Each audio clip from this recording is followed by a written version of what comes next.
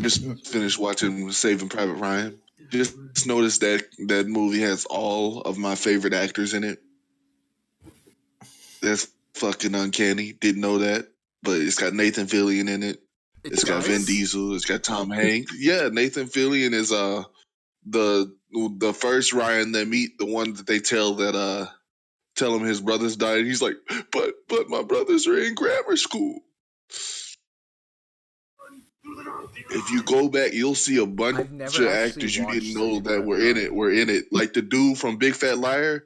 He's one of the soldiers. He's the soldier they meet before Vin Diesel gets shot. Yeah, no, Vin Diesel is in it. So they got a bunch of actors. They got a bunch of actors that I didn't even know were in it. Movie, right? I don't even know. Yeah, Spielberg. Steven Spielberg that directed explains it. why they were able to get so many freaking actors.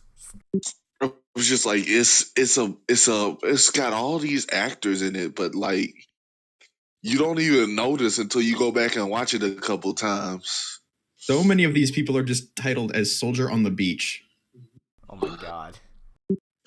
Let's see, 1, 2, 3, 4, 6, 7, 8, 9, 10, 11. Yeah, there's 18 actors just credited with Soldier on the Beach. Bruh, I'm still trying to figure out who the one that's playing the sniper. Because at first he looked like Johnny Depp, like a younger Johnny Depp, but then when he takes his helmet off, he doesn't look like Johnny Depp anymore. So I'm trying to figure out who that is. That might be two different actors, depending on the shots. You know the guy's name? I have the IMDb pulled up just because I wanted to look at it. He's the sniper guy. He's. I'd have to go look at it again. It's like Caparzo is Vin Diesel. Tom Hanks is Captain. Jeremy Davies, Corporal Upham, I think. Yeah, the guy does look like a bit of a Johnny Depp. Oh, fuck Upham. Upham's that bitch ass that let that dude get stabbed in the chest. Yeah, never mind then.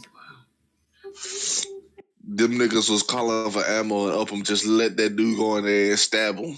All right, so if I remember correctly, we had not reached the end of the week.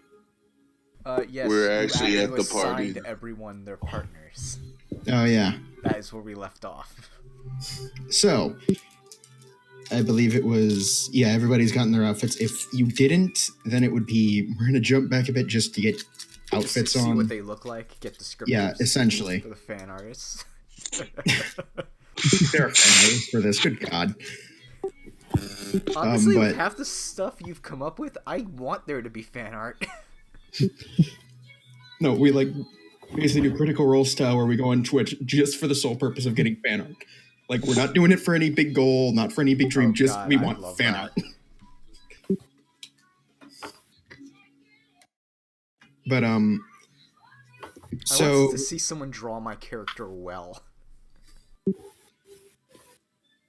Elizabeth, we'll start with you, because you have the most unique circumstances for any kind of clothing. The Sun Cells do buy you a dress, but how would it be styled, in essence? Keep in mind that you do need to keep your own physical features in mind when asking for how it's designed. At the moment, I'm at Google searching for fan art. How would there be fan art? Well, it is based on an anime character. Oh, yeah, right. Wait, don't you have wings and a tail? Yeah.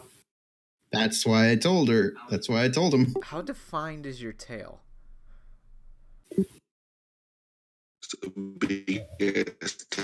No, I mean, like, how much does it stick out? Like, is it like a devil tail or is it giant dragon tail? Dragon tail. Though I don't think it's gigantic. It's just as long and slender in So that appearance. might be able to hide in a dress depending on where it Oh, comes God, no. Does it come out of the base of the spine? Yes. Okay, yeah, you wouldn't be able to hide that in a dress. Not to mention most appendages, even the most flexible of tails don't bend like that. Unless I wear one of those dresses, the wedding dresses. Well, then that's not high. Yeah, but that'd be kind of odd. You're getting a hole for your tail. Or she just wears a dress with no back, because again, wings. That too, but the base of the spine is like just above your. Oh my god! This is Elizabeth we're talking about. Remember that. I know, and I just pictured the Virgin Killer sweater.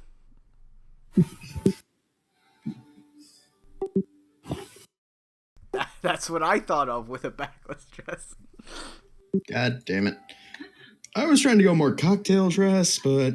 Yeah, I actually looked up what a cocktail dress actually is. It's not what I thought it was.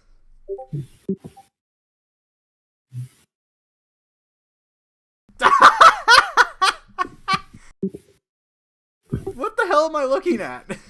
Is that what your outfit is? I just found it. It does hide all my features if you think about it. If I need to go into the sky. Going to a fancy party. No, it just makes it more funny. It's like a panning shot across all these like people dressed in decadent outfits and like the fanciest stuff ever, and then you just see a girl in a sheet with that face. God.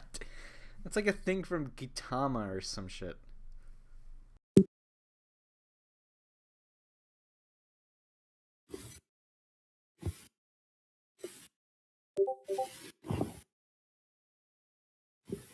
Just stay away.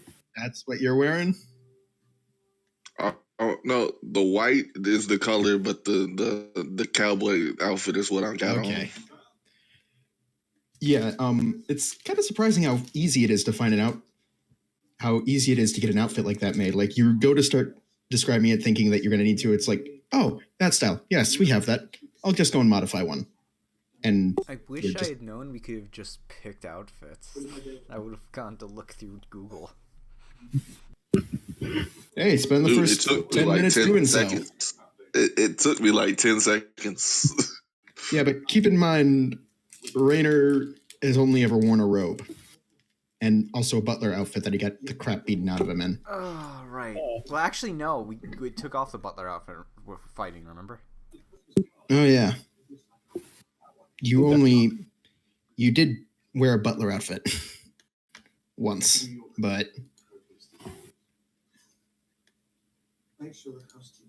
I guess I go with this. The only thing I could find. Yeah, that works. Just go with the dark. It's surprisingly similar to the names Lucy. It's somewhat similar, but the color scheme and some of the general details are different enough that the two of you stand apart.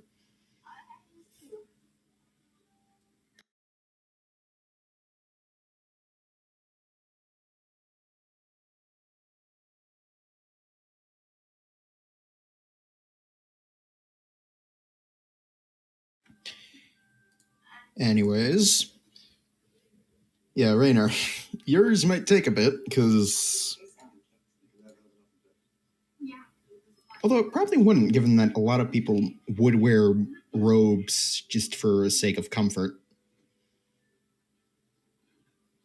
Oh, I honestly have no idea if I should even. You just want to wear the butler suit? I'm done. I got it. I got it. Hold up, let me download it real quick. Oh God. Mark, just wearing the butler suit is completely up. Wearing the butler suit is a complete option here. That might be the best option, to be honest. Huh. I'll see what Toki's uploading for if it's not just a troll. Actually, no, it's not. That's actually looks really good. Ooh, that's very nice, actually. Or you could do this one.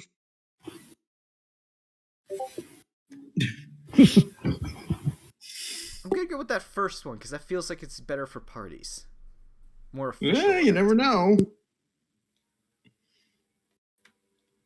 You actually, in character, this might be an idea that Jing just gives to you, and you.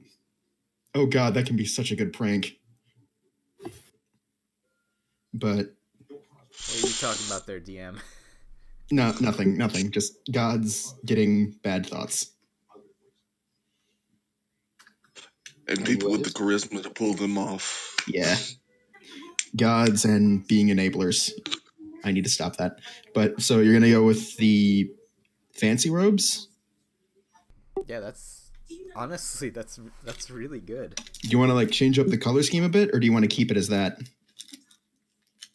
It's all earthy tones, man. Let's He's from the forest. Let's do the patterns on the vest be green. Like a rich green. So like a sort of forest green almost. Yeah. Okay, yeah, that can work.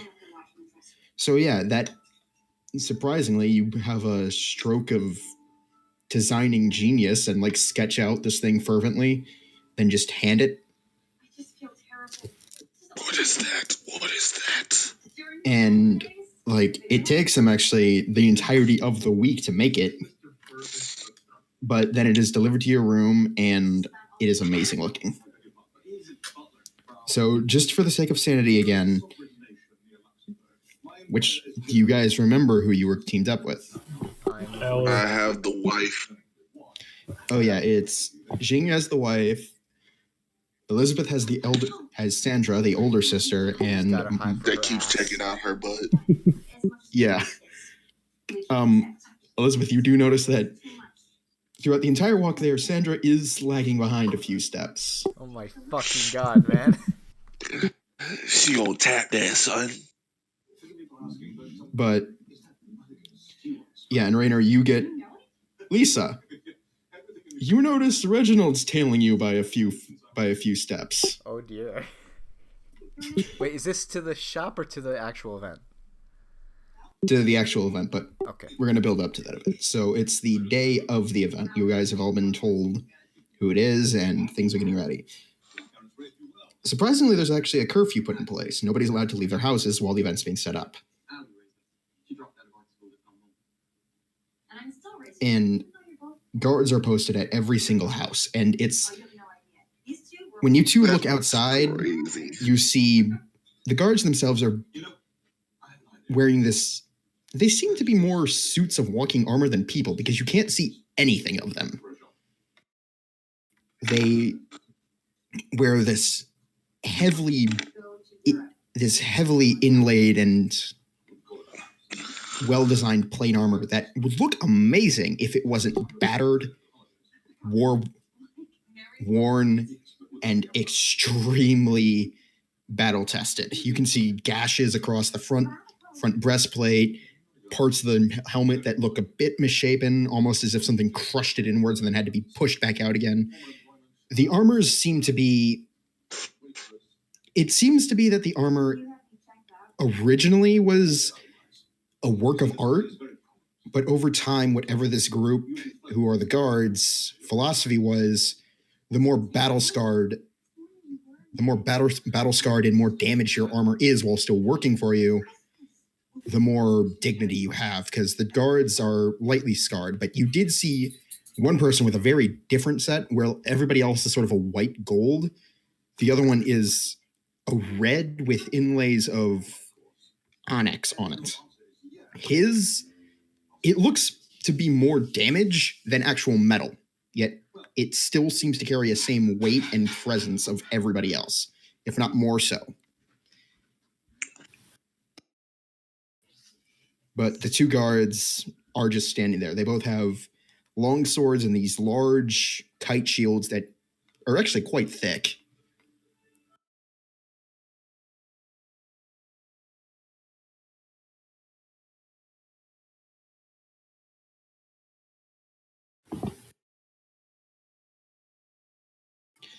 But you guys have the entirety of the day until... And Rainer, you had the times given to you because you have the watch. About 7, where the sun will start to set, that then they have... Sorry, blanking out. Yeah, at around 7 in the winter, the sun starts to set. like not even fully set, just starting, and that's when they're going to start letting people out. At least that's what you overheard. But you have, it seems the rest of the family and everybody else is just staying in their quarters for some reason. Even most of the servants are actually staying in their own quarters. The only people out are the gardeners, and they're just really doing work.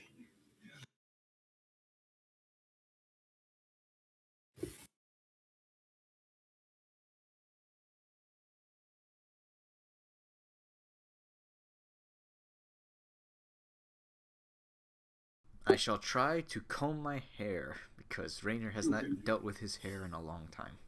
Do you have a comb? Reginald gave me a comb with the butler suit. Oh, yes. Roll a sleight of hand check.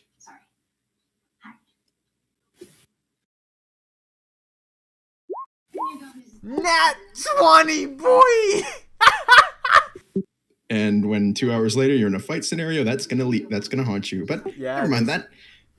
Anyways, surprisingly, haven't dropped the comb back. The only time you've ever touched a comb was when you were 6. You surprisingly are almost a master with it. You get this graceful. It essentially looks like your hair is very well put together, even though it almost looks like there's just a sense of product in it that's keeping it down and keeping it like smooth and well presented when you actually have no product in it whatsoever. Somehow. All natural. Yeah. Like, it doesn't give off the slimy quality, more just like a vibrant and full of volume. Despite being about... yeah. Oh boy, Lisa. Anyways, do you do anything else, or do you just wait? Because it's about 9 in the morning. Oh, it's 9 in the morning? I thought this. Yeah, no, the guards were positioned at all the houses at 9, at like 6. You guys were just waiting around for 3 hours because you had to eat and sort of get the gist from the guards that were stationed at your house. Right, so it's 9 in the morning. We have till 7. I was going to start getting ready at like 3 because I thought that's what time it was. Can I save that 20 for that? Sure. So keep this hair. Yeah. Let's just say for now you get like the sudden burst of inspiration, but you say it's like, no, I don't want to waste this. You just like put the comb down and just say, Lita, and like pet it slightly and then move on to whatever else you're going to do. So, Elizabeth, what are you doing? I got no idea. You could go and read up on the traditions of this kingdom, because I don't think any of you actually know them very well. I suck at studying. Technically, Jing should. Jing was more the kind of guy who enjoyed the wealth that nobility gave rather than traditions. He did involve himself with the business, but like the nitty-gritty parts of the family, that was more his mom and his sister's deal. He was just making sure that his family's business kept afloat. He didn't care how.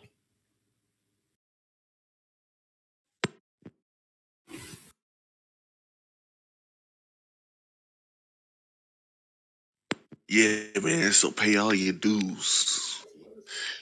But yeah, no, Jing, you know a bit about Mitrelian customs and like nobility things, but since your family sort of only recently came into this status, due to the fact that you were originally a merchant family that just rose into notoriety, not even your parents, well, your mom does, because she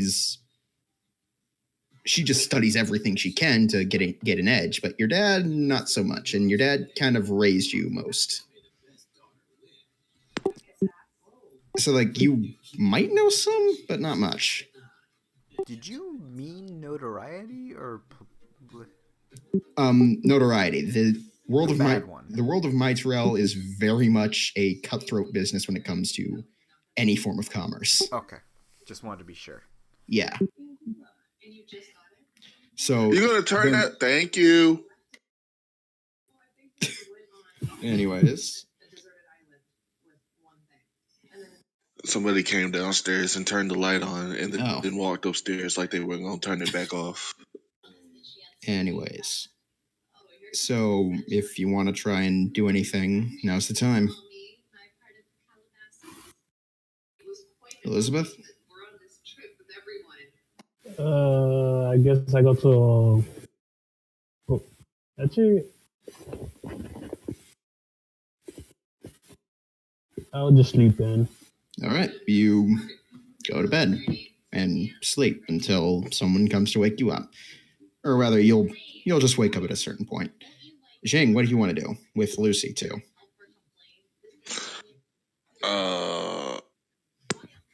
Lucy's here. How is she going with my mom? Oh, yeah, no, Lucy is with your mom at the moment. Sorry, I forgot that little point. So what do you want to do?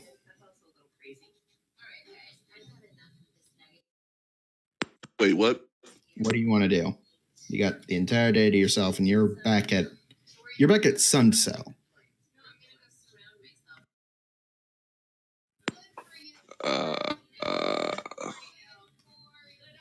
I guess I'll just go out and practice in the garden until it's time to go. Okay, with your... What do you practice? Gamma. Roll a dexterity check.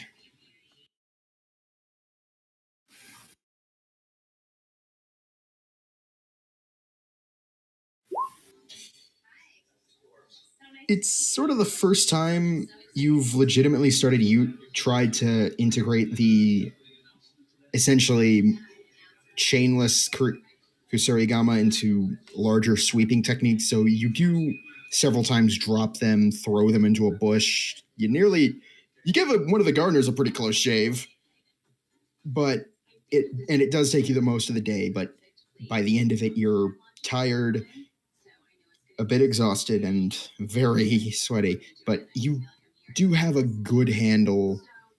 You at least feel like you made some progress with using these with no longer feeling the weight of the chain with them. Because it's a weird feeling.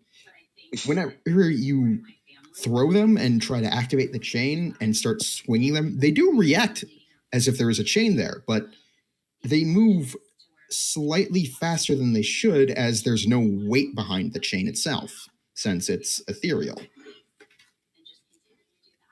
So that's partially the reason why your grip keeps slipping or you overswing and again nearly kill one of the gardeners. He'd be better for it. What? So you go back in, you shower, put him in my holster, then you put on my suave ass cowboy outfit. Yeah, you get into the cowboy outfit. Jing, Rainer, what do you want to do? Is that for like are you trying to do a gear for a fight montage? I'm just posing in the mirror. Everybody was kung fu fight. No, I was thinking more like gear up for a fight montage.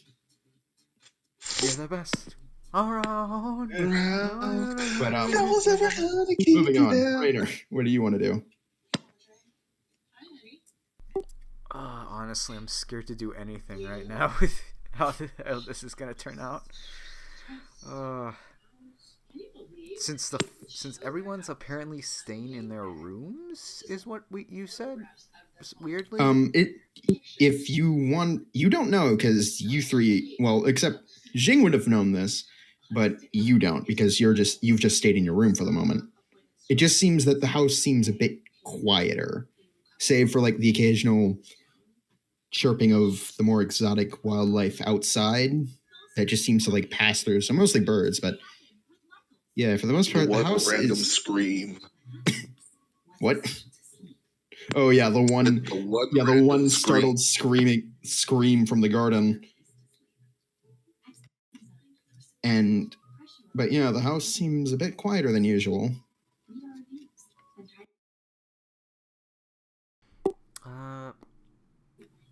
There really doesn't even seem to be any sort of... You've taken it for granted before, but you don't notice it now. You can't hear any kind of like street noise. It's like the clattering of carts moving by, distant talking. You hear none of it. You don't hear anything. What do you want to do? I guess I'll just do a bunch of workout, my one-handed push-ups, my forms, then take a bath and get ready. Do you want to just stay in your room, or do you want to go out to the garden? Considering Jing's probably practicing out there, I'll probably avoid that place. I'll just stay in my room then. All right, you stay in your room. You wouldn't know that. You're just screaming. I have a window to the garden. Yeah, he does see you going out there and sees you practicing, so. Nope. Yeah, roll a. Yeah, I guess for you it would be dex check or strength check, whichever one you want. I think we agreed on both to keep balance and to push. Yeah. Last time. Well, that's if you want to do. So you got the balance down amazingly, but you can only get about 5 in before your arms start to give, or before your arms start to buckle. So eventually you manage to perfect your balance is amazing, and this workout, you're not exerting much force, but then again, with the kind of current training you're doing at the moment, you're not focusing on exerting strength. You're more focusing on perfecting form, getting movements down pat, things like that. So at the end of it, you feel sore. You feel slightly exhausted as well. You feel really like just more hot because the heat of the room mixed with your own exertions kind of just built up this. I said I was going to take a bath and then get ready. Yeah, no, this is before the bath, and then you just go take a bath. When I'm in the bath, I'm going to freaking hide my clothes. I was going to say, no. I'm hiding my clothes. Getting out of the room, roll perception check. Can I say where I was going to hide my clothes? First, no, this is before that, though. As you're leaving your room, roll perception. 18.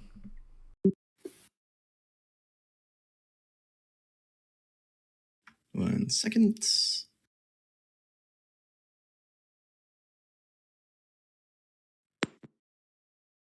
Boom, stabbed in the chest.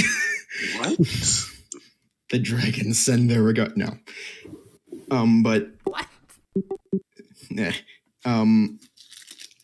You do hear a door somewhere behind you creak open and then silently shut after a few minutes. A few seconds. Yeah, you did hear it. You didn't hear anybody talk. Footprints, or is that just someone opening the door and then closing? Yeah, opening the door. You hear someone leaning, because you kind of hear like the weight moving across the floorboards and it creaks slightly. And then you just hear the door slowly close. Got a pretty good idea who that is. Who else do I know on this floor? The parents. What? They live on this floor? Yeah. Oh, this hallway. This part of the floor is denoted for the family and guests. And extended family too, but that's a different story. So you go down for a bath. I hide my clothes in the bath next to the statue so I can keep an eye on them at all times. Okay. I'm not going in these clothes tonight. These are my normal clothes. No, I know. It's just you're soaking these things. What? Wait, is the statue in the water? I thought it was out. No. Oh, okay. I thought there was a statue like on like the there's like a series of smaller pedestals. There's a series of like smaller pedestals surrounding the bath, but there's the one statue. There's a few rocks that serve as like a natural outcropping.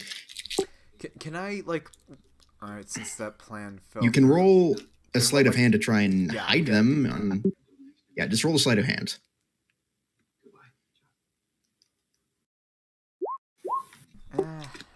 It's Can okay. I set up like a trap? No. Darn. You don't have the materials, one. So you take a bath and it's relaxing. Another perception check.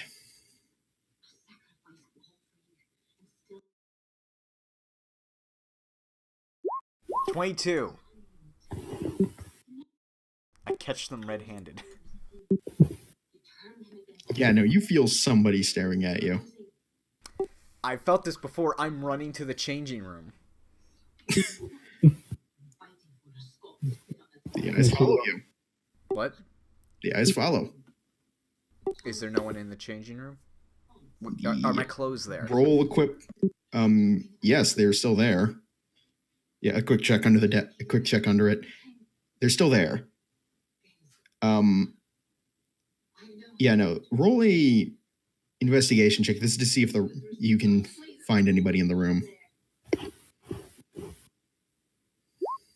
15. The room's empty. Still feel someone staring at you though. What floor is this bath on? First. Can I check the ceiling if there are peepholes? Roll an investigation check.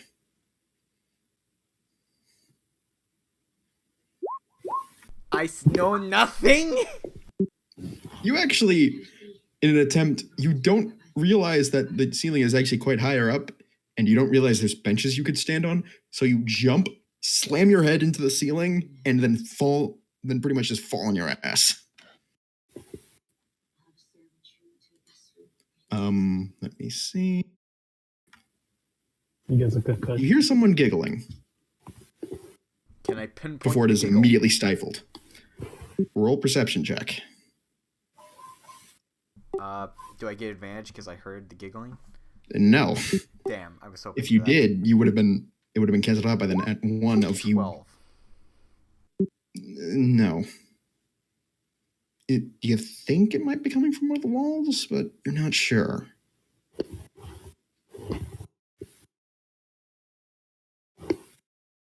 I'm gonna check the walls because I'm not leaving. Roll an investigation.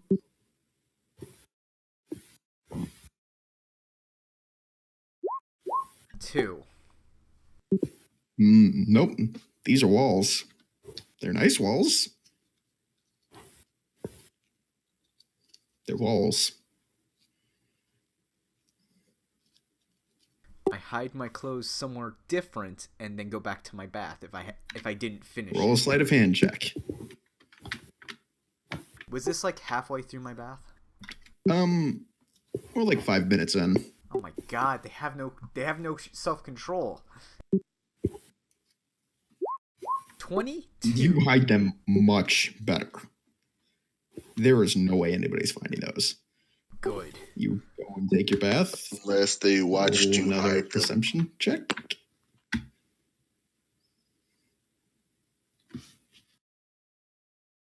Wait, you want me to roll another perception? Yeah, roll another perception.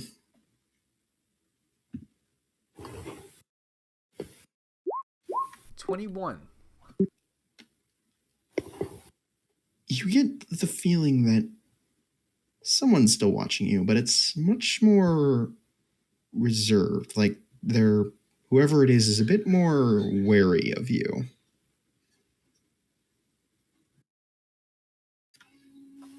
The bath finishes. You get your clothes back. Do I still feel the eyes on me? No, they've left at this point. Okay. I was gonna do something, but okay. Or do you want to try well, roll a perception check to see if you can figure out that they're gone yet. Natural 20. You feel that they're about to start leaving. If you want to do anything to impress them, now's the time. I wasn't going to impress. I was going to say, it's very rude to spy on someone and take their clothes. If you could stop, I'd very much appreciate it. Roll persuasion check.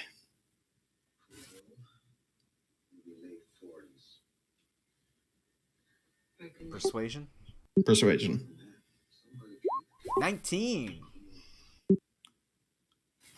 Whether by your own choice, the towel slightly slips off your right hip.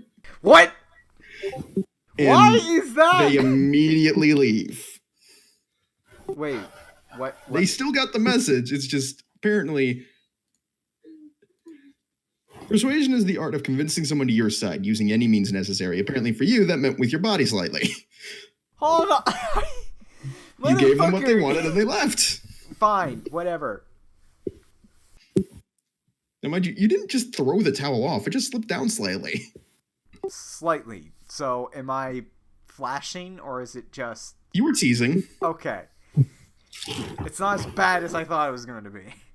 Yeah, dude, what the hell is it with you? I say one thing, you take it as something completely different. You're not being very clear. My towel slips down. Like, what am I supposed to take that as? Slightly down the right hip. You didn't say slightly down the right hip. You said my towel slipped. God. Okay. Moving on. After the tease, you go back to your room and get ready. You put the hair into the very... You get your hair all nice from the nat 20 you stored earlier. You get your clothes on, which you're very happy about because this is the fanciest stuff you've ever worn. And you just sit there, waiting. Because again, this is around 6:30. Jing, you go in a bit later and don't run into any of that. You go back to your room, get dressed. Elizabeth, you wake up at around 6:45. You feel nice, you feel rested. You're a bit groggy just from like waking up so suddenly, but you feel better. What do you want to do? I'll go get ready. All right. You like go and wash up, or do you just put on the clothing? I'll go wash up. All right, you go wash up. Roll a perception check. Oh my god. Hey, I'm equal opportunist. It's the sister. Dead ass. Nothing's wrong. You noticed nothing. You had a wonderful bath, and you went back to your room.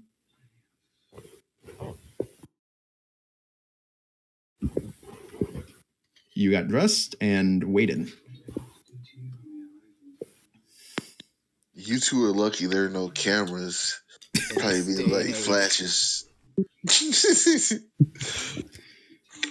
Paparazzi, man. They everywhere. Anyways, 7 rolls around, and Rainer, you're the first to see it. That the sun is slowly starting to arc towards the horizon, and the first streaks of purple are starting to go across the sky.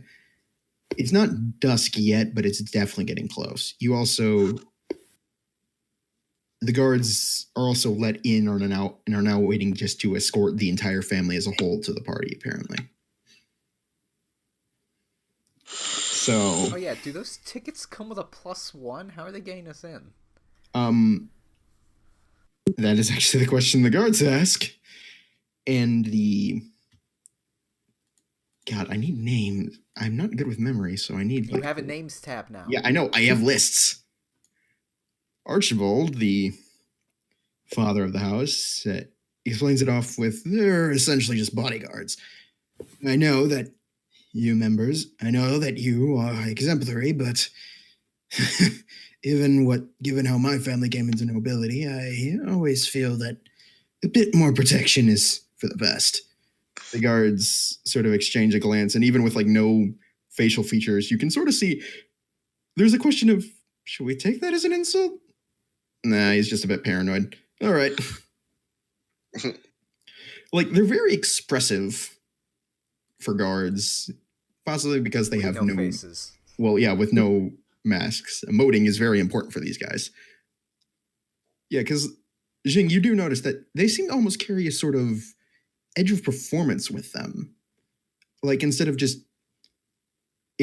when they actually ask, like, what do they have, when they were pointing to you three, it's like, do you have invitations? Are you invited? Or are we going to have to force you guys to stay? You're like, they're not just like pointing at you and just talking and moving their head. They're like actually gesturing. It seems they carry something of a flair for performance. Not much, but it's a subtle nod. Well, just because I'm fancy and shit, I pull out my own invitation. I'm like, I'm covered. Yeah, no, you do pull out your own invitation. It's like the guys, like, 2 guards nod, but they still look at you, Elizabeth and Rainer. They still look at you two kind of questioningly. Elizabeth, you in particular, because like they've seen your kind before, just not often. And you have like heard like random snippets that people of your kind tend to either get in fights or are usually just avoided due to lineage. But it's more just a general lack of experience with them than any actual prejudice more. Essentially, if they're wary of you, they're just not outright hostile, which is essentially what you're used to at this point.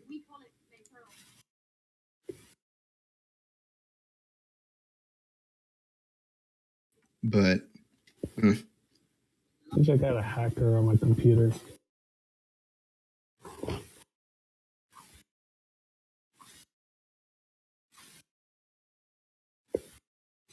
so, yeah.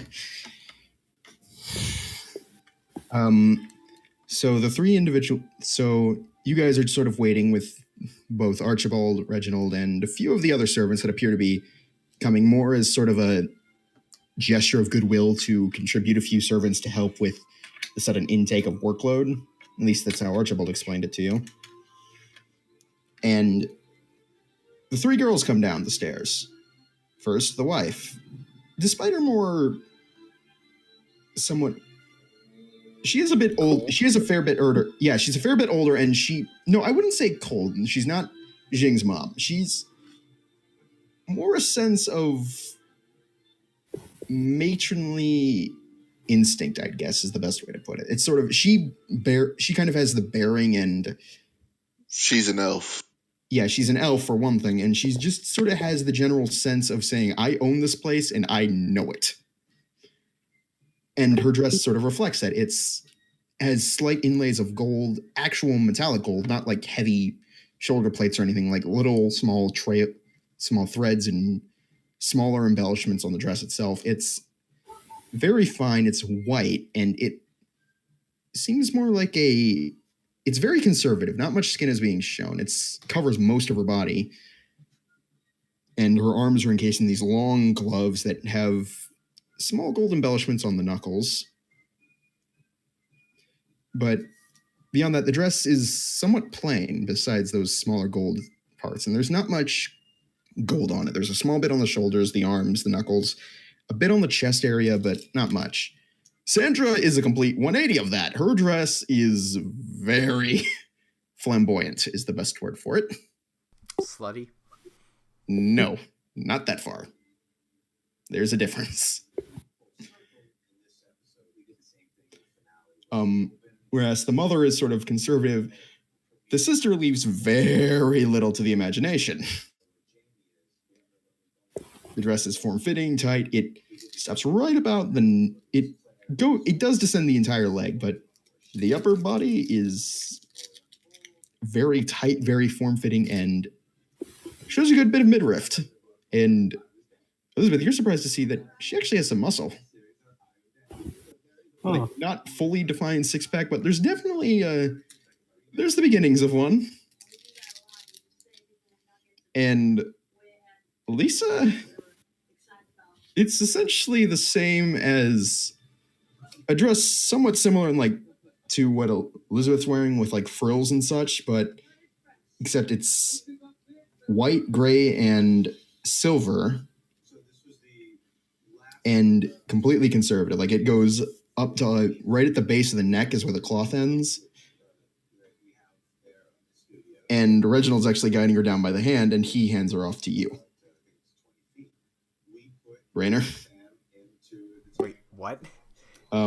Lisa is like being led down the stairs by Reginald because he apparently had to go upstairs and said he had to do something, but it turns out he was just guiding Lisa. And when she lifts her dress, actually exposes the part of the feet, and it appears she's wearing high heels. She can't walk in high heels. She's having difficulty because, like, when she starts walking on her own on the flat floor, like just basic floor, she's doing fine. But it's like stairs is what's kind of tripping her up. Yeah, no, I'm actually with the heels. She's actually slightly taller than you now. Wasn't much of a height difference to begin with, but like she's about a good inch, maybe inch and a half. Not much, but it's a subtle difference. Roll a perception check real quick. Oh boy. 25. Lisa's blushing slightly and has a bit of a dopey smile to her face for some reason. You're not sure. Oh, I'm not sure. You don't know. But she's just like kind of like darting a quick glance at you that had you not been actively focusing on her because you're assigned to protect her, you wouldn't have noticed. And every time she like averts her gaze, you can see like this slightly dopey smile form on her face before she like shakes herself out of it. So she's like a girl going to prom. A bit. Jing, you're kind of surprised to find that the mother's at least a good head taller than you. And Elizabeth, Sandra's relatively around the same height. You might have an inch or two on her if you both were flat-footed, but you think she might be wearing heels. I am 5 feet. How short is she? You don't know. It is a good point to note that the father's only a few inches taller than you. So, genetics. Oh, no, wait, yeah, no. Oh, wait, you're only 5 feet? Yes. Oh, yeah, no, she's way taller than you. Sorry, I was looking at Lisa's. Or wait, I was looking at somebody else completely. I'm 5'10". No, I was looking at somebody else. I don't know where I got that stat from. Yeah, no, the only one that seems to be of relatively the mother still towers over you. Like, she's still a good 4 or 5 inches when you haven't. And you get the sense she's the only one out of the group not wearing heels.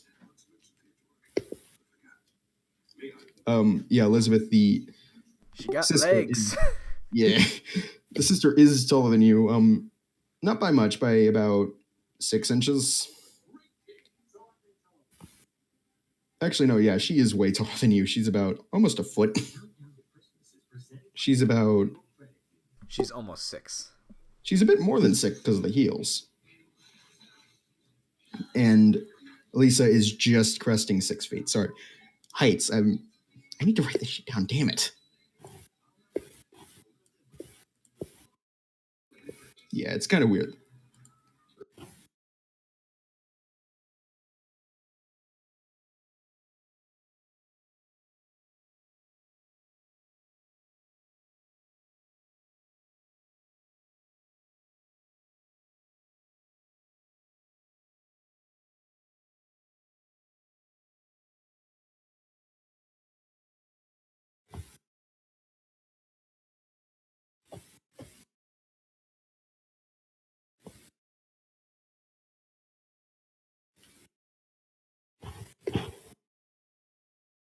All right, got that down. So, after everybody's assembled, everybody's done, Reginald disappears. Weird, you thought he would have come. But as you all make your way out, you notice that this isn't just like you guys individually. It seems almost every other family's coming out at the same time too. And it's a very good thing that the main road leading to the castle is extremely wide. Is everyone walking, or is this carriages? There are actually carriages loading up, and like there's carriages outside of each major home, and you notice that everybody's loading up. Some of the servants are either walking or just like catching rides on the outside, but it definitely seems that everybody else is.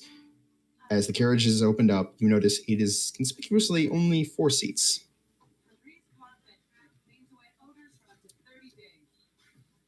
Wait, what? There's only 4 seats in the carriage. There's 6 of us. Around 10 if you include the servants that are tagging along, but...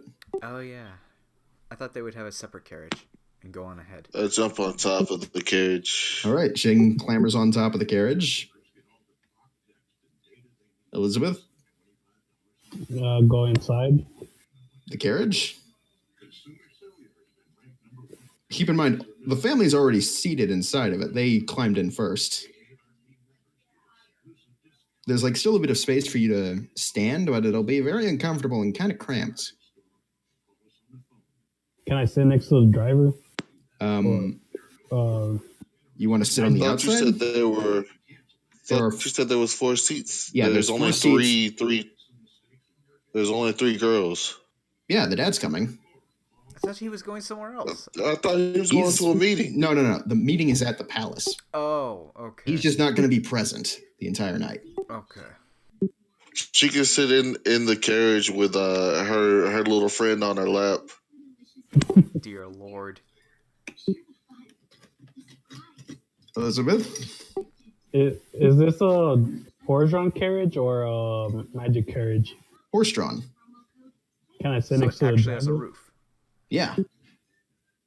No, this is like an old style, this is like an old style nobility carriage, like wooden, entirely wooden, ornately designed oak wood, you think.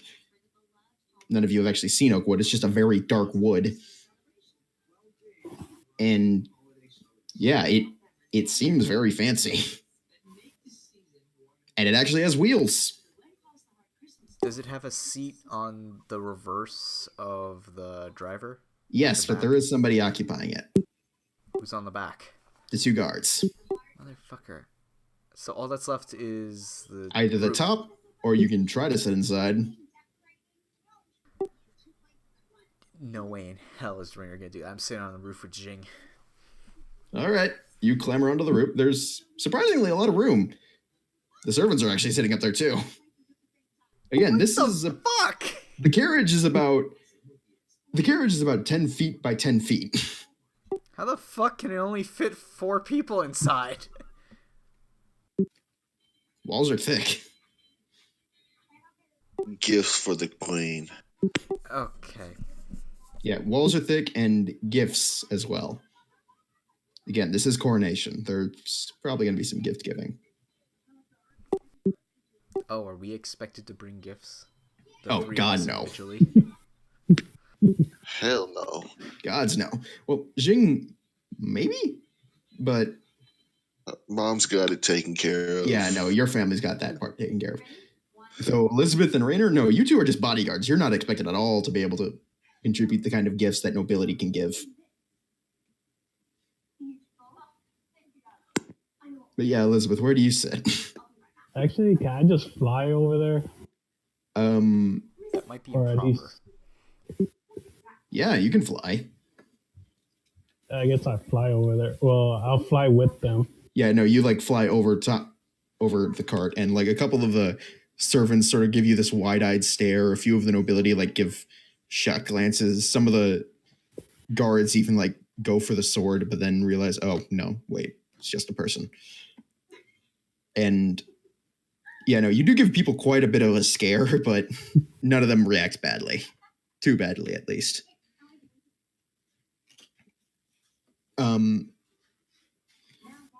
It's actually quite a bit of a ways to the palace. It's about a 30-minute carriage ride. Because the Gilded District is... this is the Gilded District. Sorry, names. Yeah, the Gilded District is surprisingly pretty big, and you guys were only at, like, the edge. The outer edge. As you get in, you notice 2 things. One, the houses are getting much more extravagant and bigger. And it seems a lot more care and upkeep is put into like the surroundings of these houses. Like the roads are much cleaner. Like there's no sand or dust on it. It's like completely immaculate, cleaned. You think someone might have washed it somehow, magic. But like everything getting closer to the palace seems immaculate. And the palace itself, as Rainer so eloquently put it, is this massive Arabian palace. It dwarfs every other house you've seen. So Jing and Lisa's families are shit compared to the rest of the nobility. Okay, yeah, here's, I guess, a bit of a history lesson, because Jing, you would have known this, but yeah, Rainer, you probably would have figured this out from Lisa telling you at some point, but essentially the Mytyrellian nobility is made up of 2 ranks, or 3 ranks. The royalty, the nobles, and what are commonly referred to as gold lords. Gold lords are merchant families that either bought their way into nobility or just have enough power, influence, and money to essentially act like nobility without technically being nobility. They're considered sort of the newer generation of nobility that kind of only cropped up about a couple decades ago. So really the current nobility, or the old blood, doesn't really know how to deal with them. The royalty fully accepts them. The old nobility, because they're paranoid and don't want to lose their power, What's just the fight. Between the nobility and the royalty? Nobility are just members of houses that aren't members of different houses that can marry into the royal line. Royalty are descendants of the direct royal line, those who originally founded the kingdom. Nobility were just either members of their army or commanders of their army, one of the two. No one really knows at this point. Mytyrell's been around. It's not been around nearly as long as the other two, but it's been around long enough that history is starting to get a bit muddied with legend. But yeah, so essentially there's the royalty, which are like the original Mytyrellian family. There's the nobility, those that essentially flocked to them when the kingdom was first founded. And then there's the gold lords, who are merchant nobility. And yeah, but back to the palace.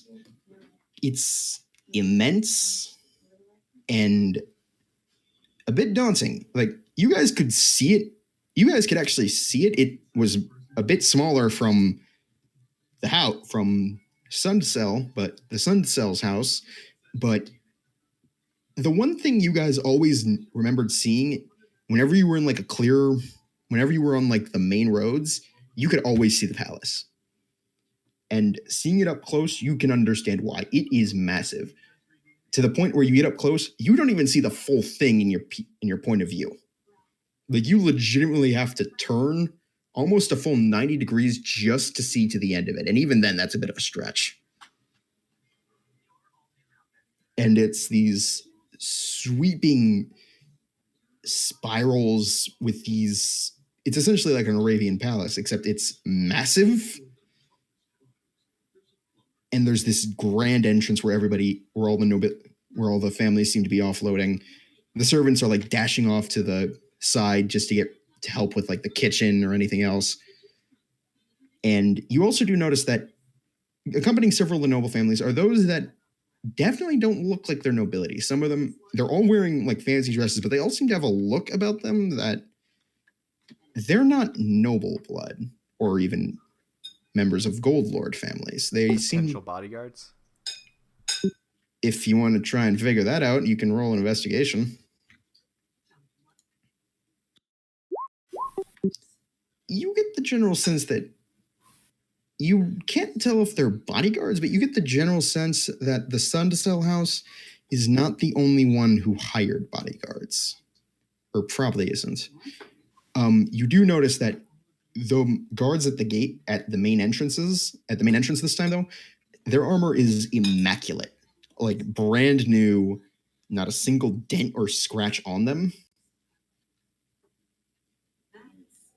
And this, if you guys want, you can roll perception checks to kind of get a general sense of how they hold themselves. But if you don't want to, then you don't need to.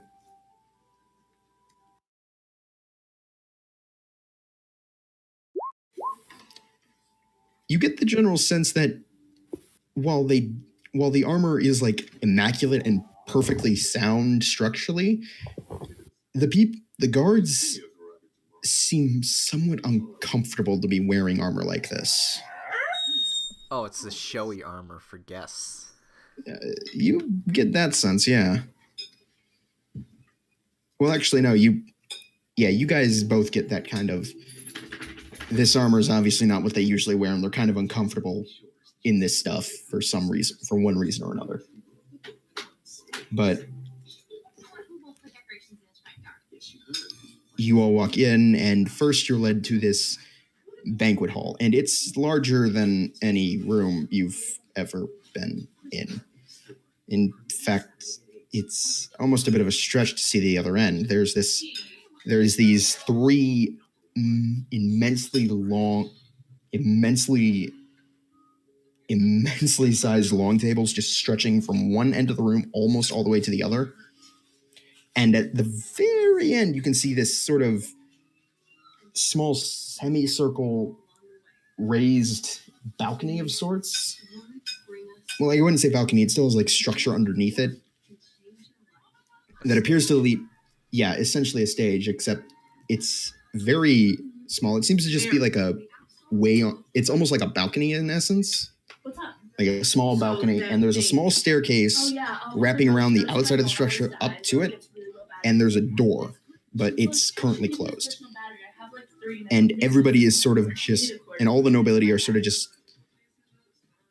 almost orderly. They're sort of all standing because there's a good portion of the room that the tables don't go to, and that seems to more just be like reception and such where the families mingle. And so you guys, how many football fields is this for size? 3. Holy shit! It's a big place.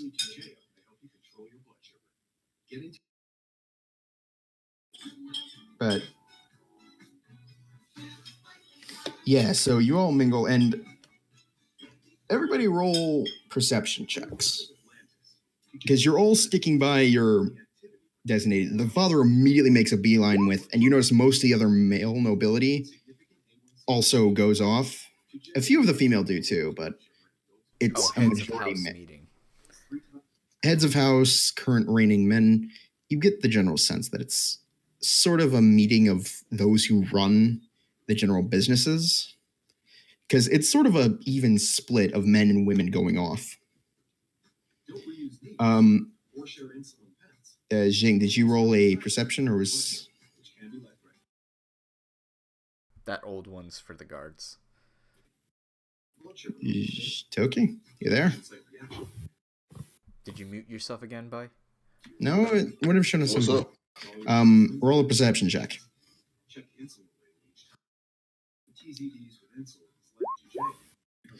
Okay, so Rainer, you notice 2 individuals. Well, you notice 2 things, really. One is an individual, another is a general sense of the setting.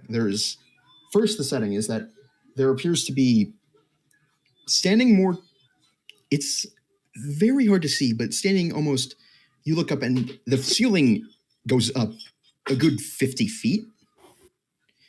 And there's like a series of smaller pillars that sort of, small decorative pillars that appear to lead to the outside. So it's nice, warm, and the air just moves in. You see in the very edge of the shadow figures, all robed. None of their faces are shown. They don't appear to be doing anything. Like, they're not focused on anybody. They're not focused on you. They're not focused on anyone else. They're just more, you seem to notice, they're just there and they're just watching. But the distinct impression you get is they're all wearing the sort of same sort of darkish gray robe.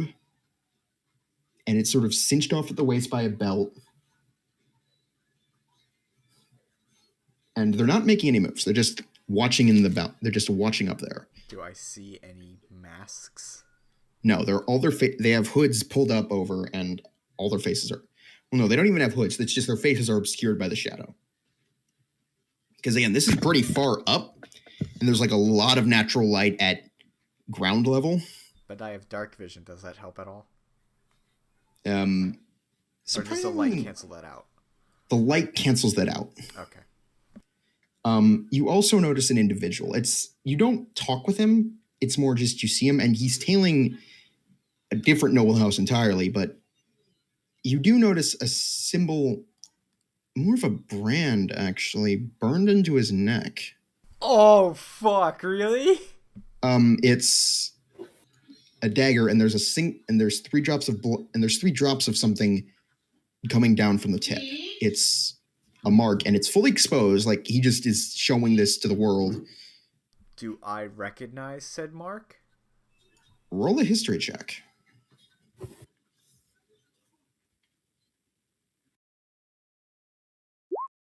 Three. You remember hearing something about the sunless desert, and it's a way of distinguishing members, you think? That's all you can remember. That's all you can think of. But you do get a good look at the individual, and you'd be able to pick him out if you saw him again.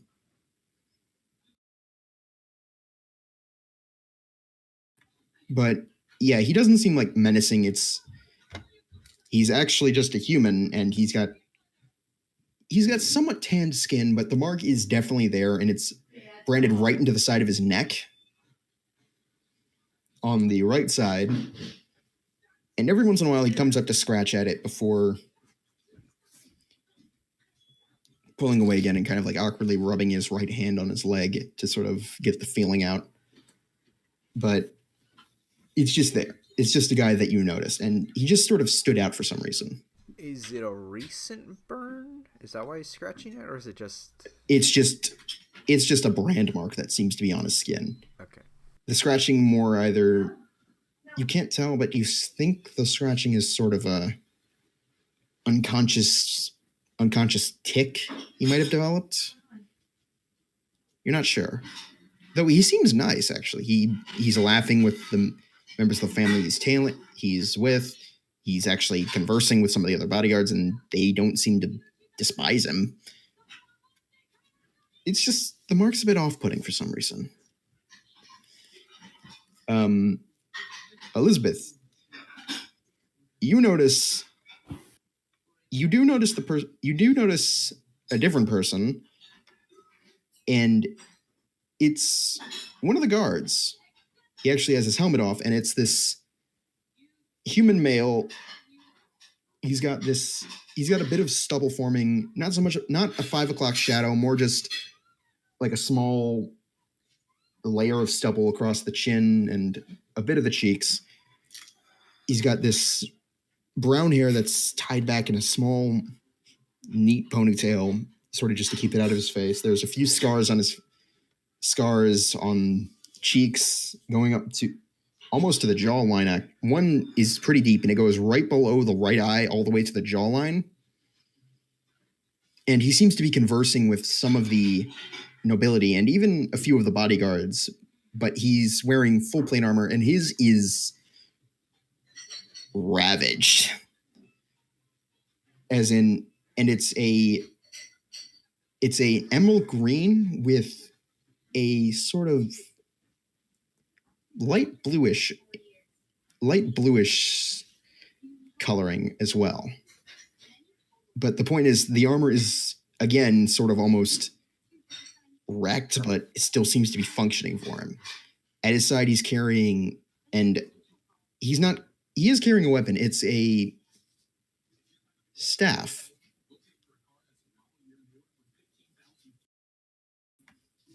And that's what you notice. Jing, you immediately find your family, and they are having a ball introducing Lucy. Oh my god. Your mother had to leave, though, for the meeting. So it's your father and your sister. Oh, shit. No, your sister is... No, your sister is actually... Hide. Yeah, no, but the one thing you do notice is your sister, much like your mother, it's almost frightening to see this, but she is beaming with happiness and sort of like almost carrying Lucy.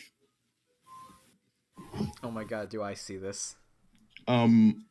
Yeah, you do see that. You have no context for it because I don't think Jing's told you about his family. You just see You see Lucy. I was told that he does have a sister.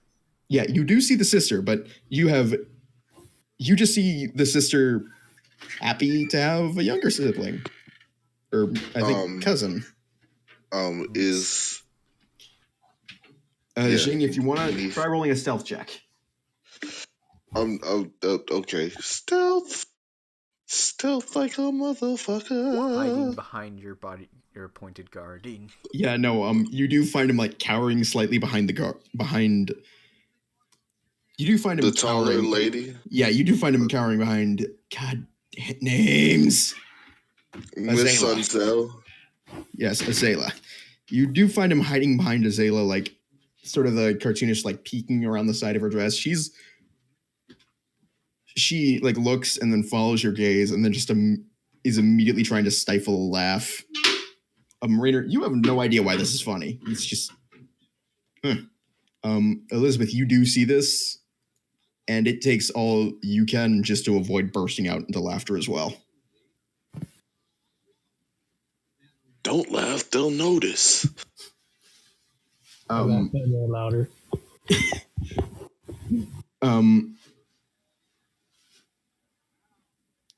And surprisingly, actually, the voices kind of prevent the laughter from carrying all that far. But it does seem that, yeah, and Lucy is having the time of her life as well. She seems a bit intimidated. This is the most people she's ever seen in her life. Most new people she's ever seen in her life. And she's kind of like, first it seems she was a bit like daunted by meeting all the people, but then she eventually started getting into the swing of things. And then she started it seems she's gotten a lot more comfortable with it. It also helps that she looks adorable in the dress. And most of the younger females are actually fawning over her completely. Sort of like the dog effect, except with a kid. Anyways, it's about 10 minutes of this, and then eventually you see there's these sort of torch sconces, except they hold these stone, I guess the best term would be scepters with crystals embedded in the top. The crystals start humming, and it's not this like high pitched, it's more this low thrum that you almost feel vibrating in you. And everybody just seems to start going quiet, and the talking just peters out, and everybody just turns to look at the other end, and they just start shuffling into the tables.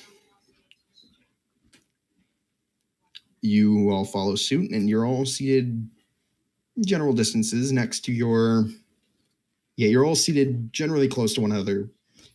Well, actually, almost right next to one another, and all of you are seated next to your appointed ward, I guess would be the best term.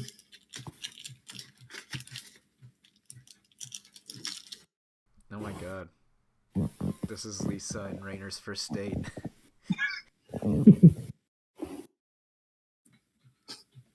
Technically? I don't think Lisa... Try telling that to Lisa, see how she reacts. Anyways, dinner is served, and it is 5 courses, full 9 yards. Like there's pig, there's duck, there's meats most of you don't even recognize. Can I try? Roll a nature check.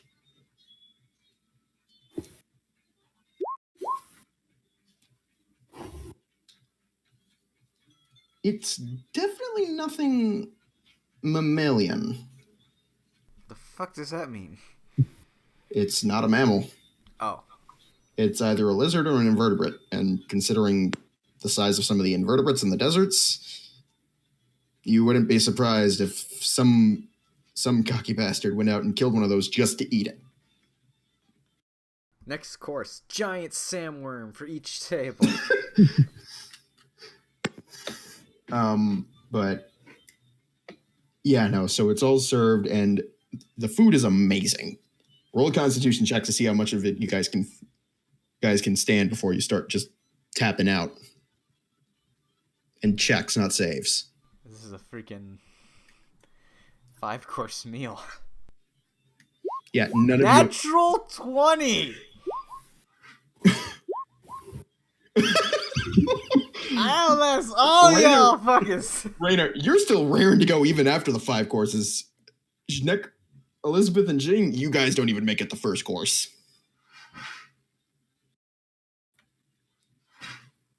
And but you're noticing. I am turning into Goku. Oh my God. How dare you pass your curse of low rolls to me, Necro? Rainer's taking all the high credits. I got a natural 1 already tonight. You guys have. Anyways.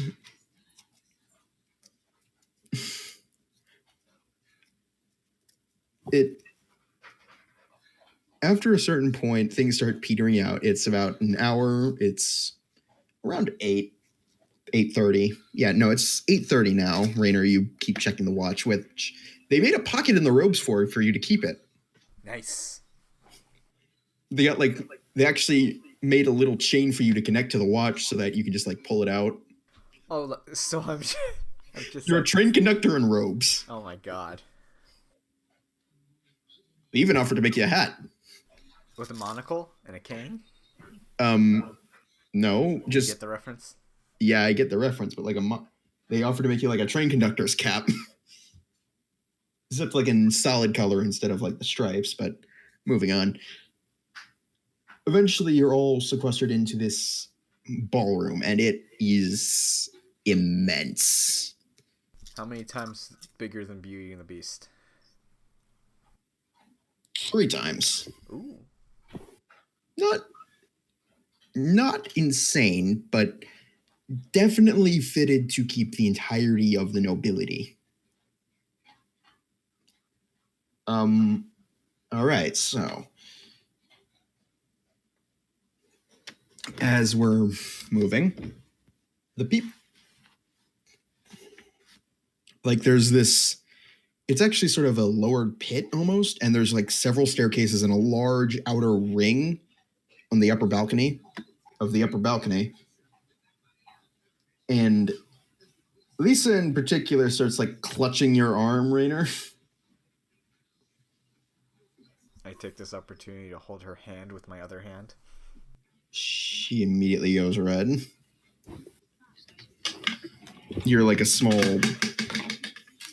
small squeak from her, as a small surprised squeak. And you feel the immediate death glare from somewhere.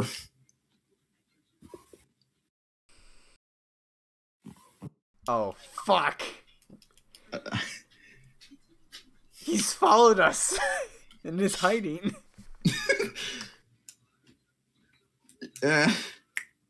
Anyways, you all descend the stairs. Elizabeth, roll a perception check. You feel that hand on your booty? You feel a slight breeze on your butt. Ah! You look back. Dress still covers it. You look over. Sandra's just eyes to the exact upper side, just whistling. Oh, who the fuck is she, Master Roshi? And Dragon Ball references today. Yeah, I was gonna say Goku. Next, we're gonna know someone's gonna crash to the ceiling, screaming about Kakarot. Kakarot! Roll initiative. No. So you guys all descend, and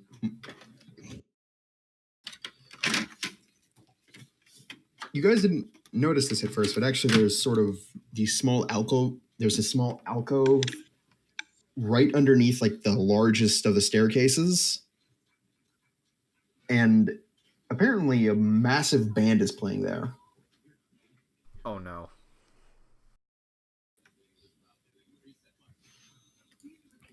Looking through the jukebox.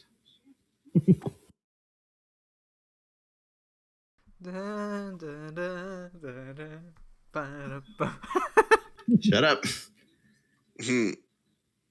You stole his thunder. Dun, dun, dun, dun, dun, dun, dun.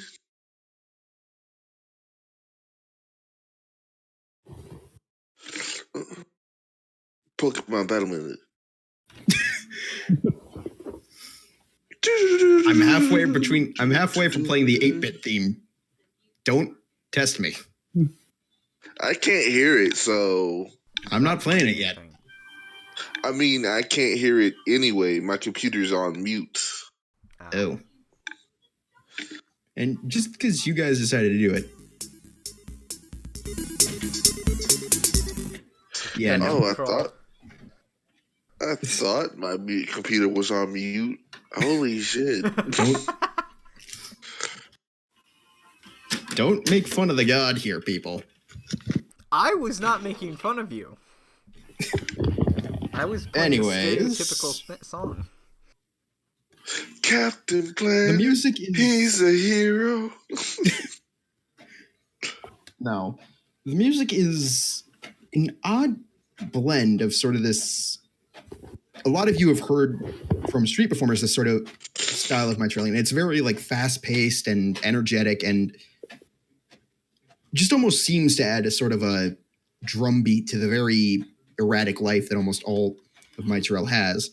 And then it's mixed in with this sort of almost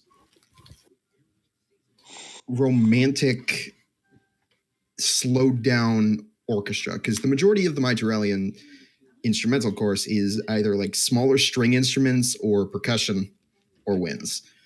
But there's also this like deeper string section that's added in as well. It's sort of a bizarre mix of somewhat Middle Eastern music with classical European would be the best way I could put it. And like, despite sort of the chaotic nature that would be entitled from those two styles mixing, it's surprisingly well put together. And it's actually very catchy.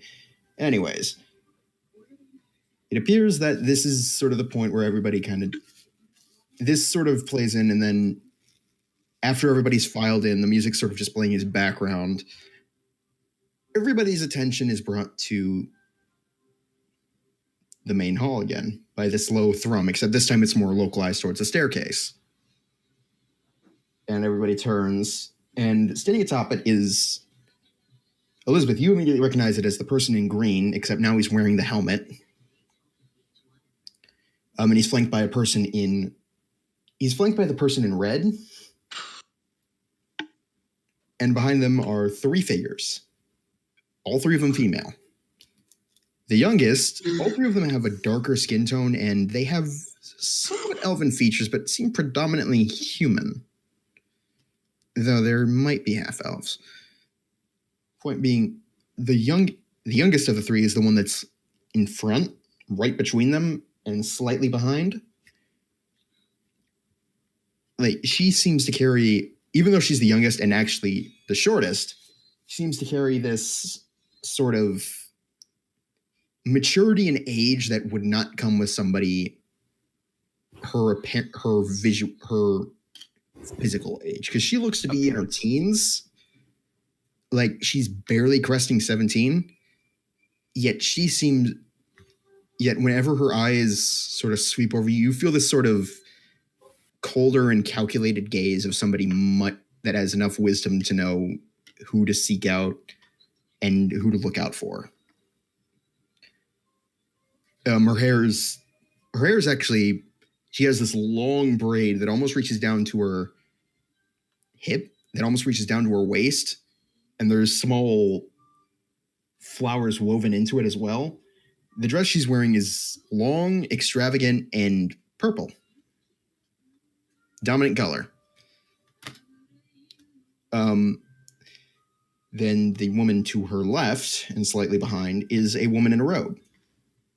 The robe's much more form-fitting, but it's still just a robe. She's also wearing a mask. Rainer, you recognize the mask. It's the woman who talked to you about the clan. Oh, fuck!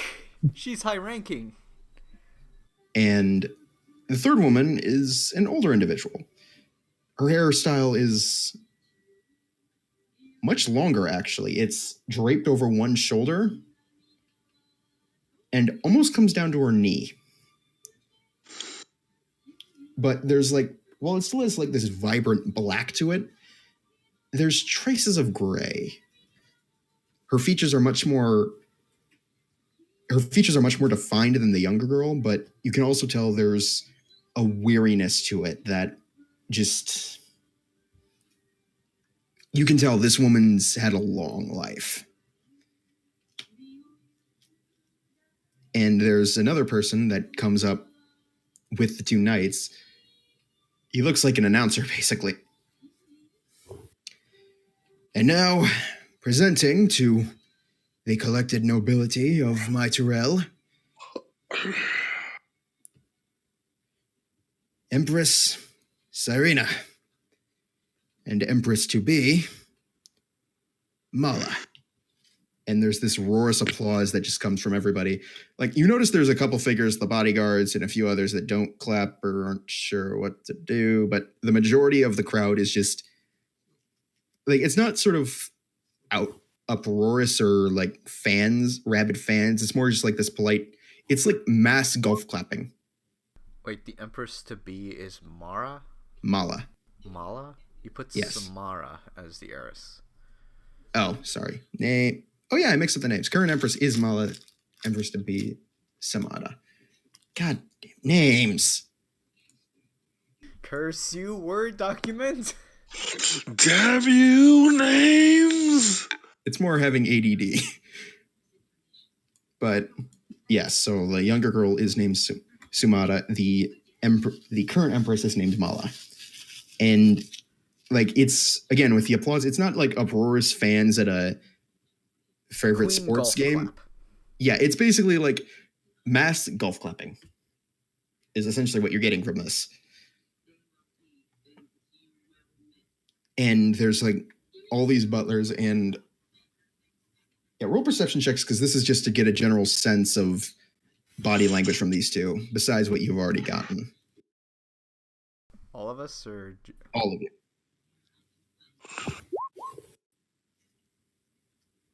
24. See, Rainer is taking the high rolls. I get a +6.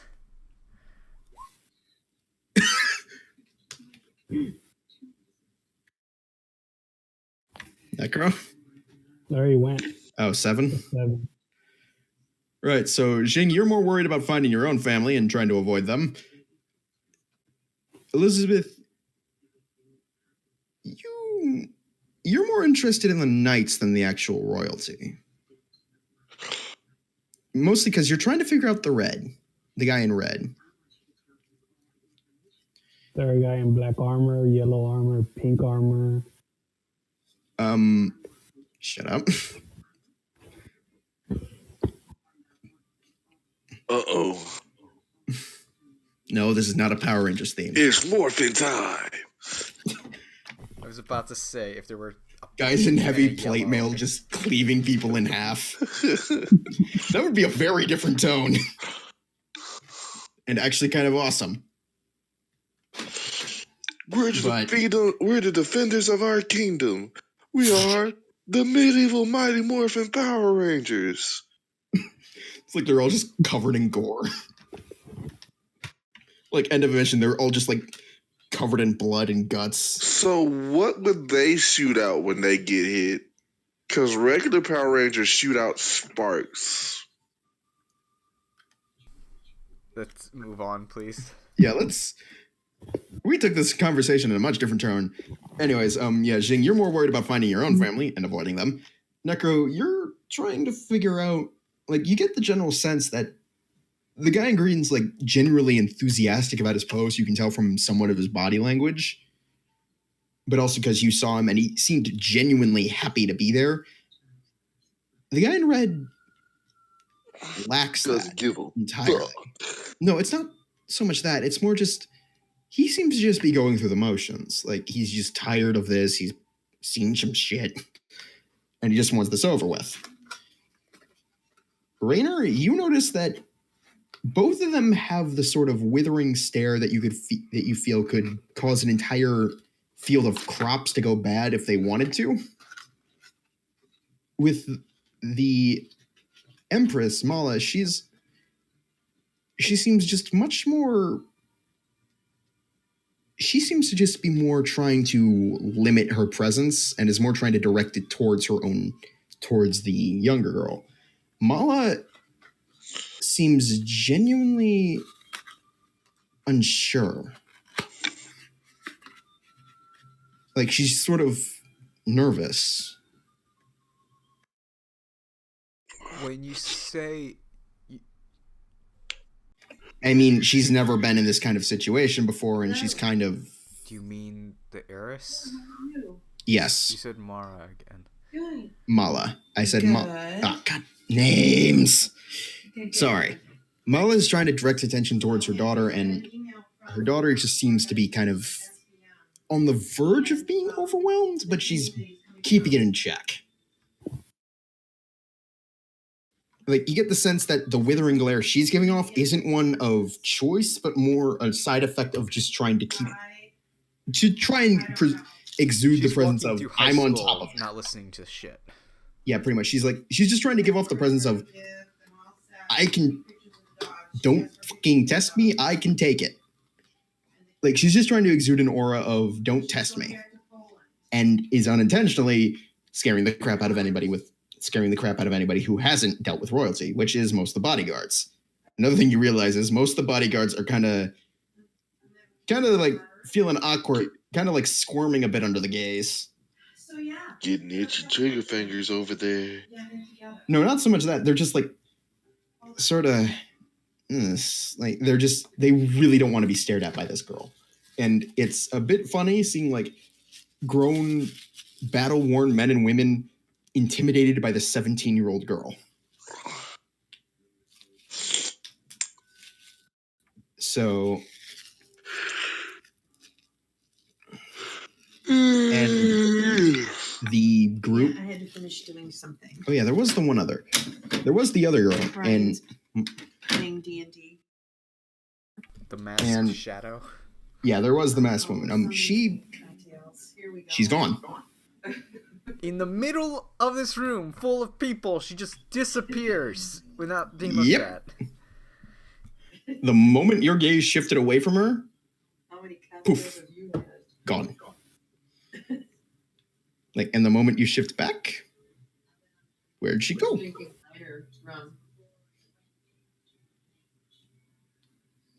Oh, did you guys go to dinner? You looking for the woman? Yep. You don't see the woman. Yeah, you didn't notice her to begin. Yeah, no, he saw her, but then he didn't see her. He just looked back up. You can't find her.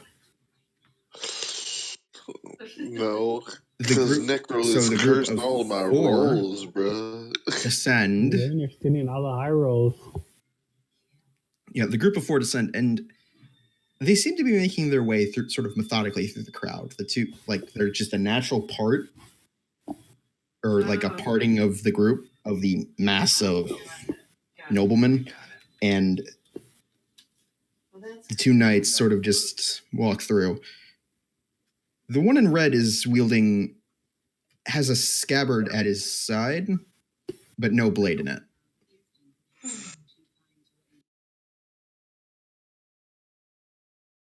Or rather, there's the hilt, but it's strapped to the scabbard itself. So how do you know there's no blade inside? It's moving as if there's nothing inside. It's like it's just when he walks. Yeah, it's somewhat like subdued because it's sort of strapped, it's like strapped down to avoid that, but Oh, and Brian you guys has do ears get the dumped general out sense in the mail. that there's nothing inside of it. Or at the very least, if there is anything inside of it, it is much lighter than the blade should be. And the one in green just has a staff on his back. No, the dogs are good. But they're making their way through, and she seems to be mostly interacting with nobles that are closer to the sun cells, which you gather might be the gold or the Are they gold walking lords. towards us? They're close to you. They're not walking directly towards you, at least not right away. Eventually, though, they do. It's like after about 30 minutes of just sort of making their way through the crowd, they eventually work their way back to you. And seeing the two guards, they tower over all of you. Like, what? 7 feet tall? minimum. What? 7 foot minimum. Damn.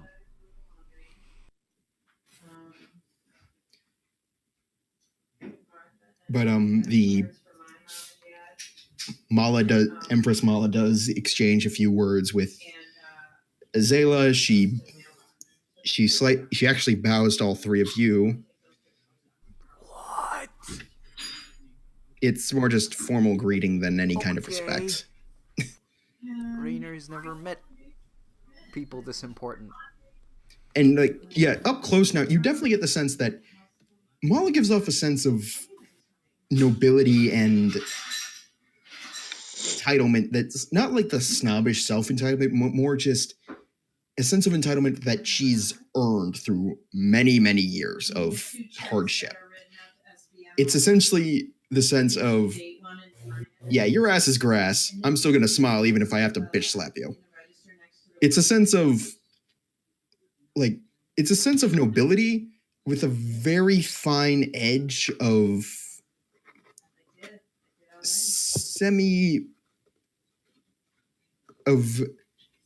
semi-implicit aggression.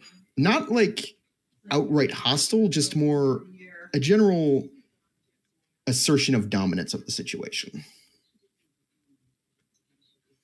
The daughter completely lacks that.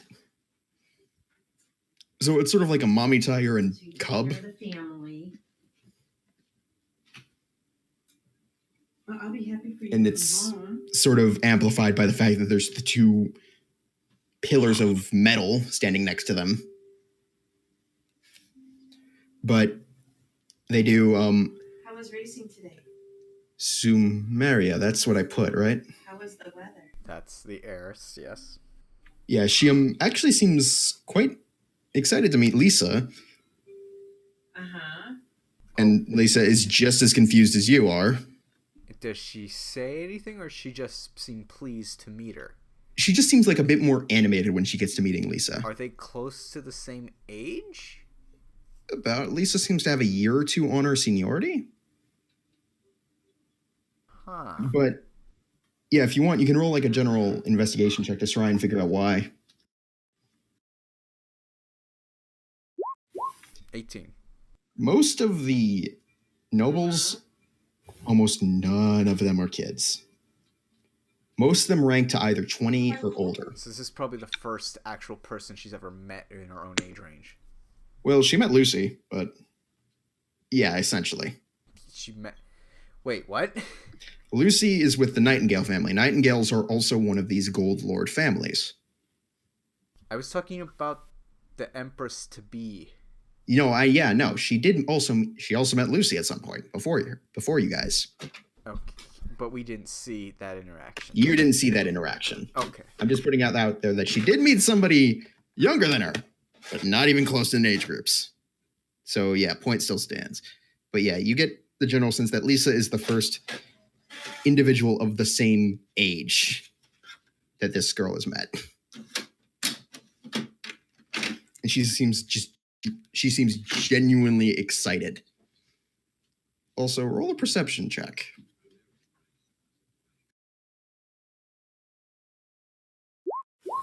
10. You get a sudden sense of dread and you don't know why. Wow. Oh, fuck. It's not Reginald, though. Wait, like a death stare or like... No, not death stare. Like, more of a death aura. Like, oh shit. Like, you just get the sense of imminent danger something. is near you. But it's not like with hostility. It's more just... You don't know where it's coming from. It's just close to you, but it seems directed at you. Directed specifically at me. Yes, for some reason. It might be because you look down and realize Lisa is clutching your hand. So we're standing in front of the Empress to be just holding hands. And the Empress. Yeah. There's... Yeah, no, you don't know what happened there. But they eventually move on and the death aura fades. What are you setting up there?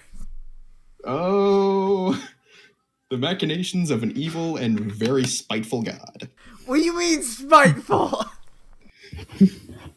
If I can't beat you in combat, I will beat you down in social situations. I have my methods. Hey, you didn't throw a vampire at level 2 characters. Yeah, no, that's because I was trying to see if I could actually beat you with something. But yeah, no, if I can't beat you in combat, I'll beat you into a pulp socially. Anyways, they eventually do move on, and you notice that Lisa, like, immediately just sort of lets out a sigh. It's just, did that conversation go on longer than you feel like it should have, or is that just me? And she's directing this to you, Rainer. I don't know, but something felt off. Are you okay? You're going for a horsey ride. I don't know. I just... Bro, are you actually like telling the truth, or are you trying to hide the fact that you felt like death was at your doorstep? I said something felt wrong, is what I said to her. Okay. Her eyes like narrow for a second, and then she looks down and realizes the hand. She goes to release. Do you release? No. Out of not knowing that I'm holding her hand. Death glare, death glare, death glare, death glare. I am not bound. Do I feel the tugging? The restraint. Sort of like having kids. I mean, grandkids. What's your strength again? Like you come to take away. Oh, it's a 13, so a 1. Nope. So I don't feel anything. I don't even feel... You don't feel a tugging. Do I notice Lisa trying to do something? Her eyes like dart down. I look down. I see. So it was I'm fun. holding her hands. Like, oh crap! I let go. Now she's gripping. Took her for a walk. She would wait. If Wait, no, okay. So a series of events was. Yeah, no, but when she realized you're staying in, and then you got cold feet, she's sure as hell not letting go now. Stand her ground. So the hand holding continues. And I'm just blushing. Elizabeth, you and Sandra both see this. So me and her are basically blushing like. You guys are essentially like the little kid couple brought to the adult party. Elizabeth, you notice Sandra's reaching into her dress for something. She pulls out. She ushers you back a bit and pulls out 2 vials. Both contain a pinkish white liquid. Oh shit! Jeremy and Elena, $100 Amazon. And she whispers to you.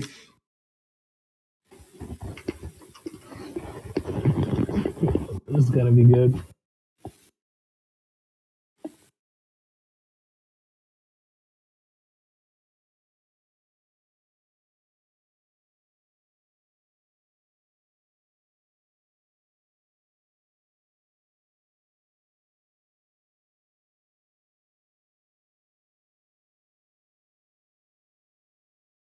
That's what she whispers to you, and she hands you one of the vials very discreetly. her T-shirt. She gives you a slight wink, Or whatever. a little wiry smile, Lego thing, and then just goes back as if nothing's wrong. And an outfit. Dawn and Dawn. You in? Yep. She gives you like a small hand for a high five. Together, babe.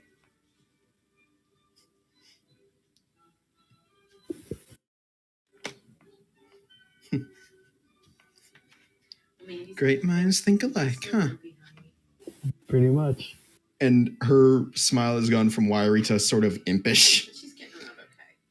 I'm gonna call the vet tomorrow at noon. You notice that then servers start disseminating out through the group to serve drinks, and the results of her biopsy tomorrow. everybody is grabbing like a wine glass essentially.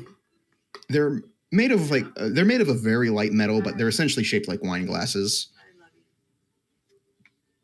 you. All right. Actually, no, not metal. They're made of they're made of a crystal of sorts. Oh, you get home. Brian's gonna get you. Fine China. I love you. Essentially. Glad to see you. Okay. All right. Bye. And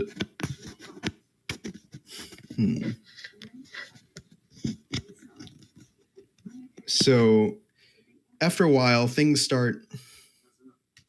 pick up with the drinks. No, wait, the drinks come later. Yeah, first it's dancing, which apparently even the Empress comes out with. First her mother, and then she starts dancing with one of the knights, which size difference, considering the fact that she's only Full about plate 5'8". Yeah, no, they're with full plate armor, and even given the immense size of these people, they're still fairly graceful.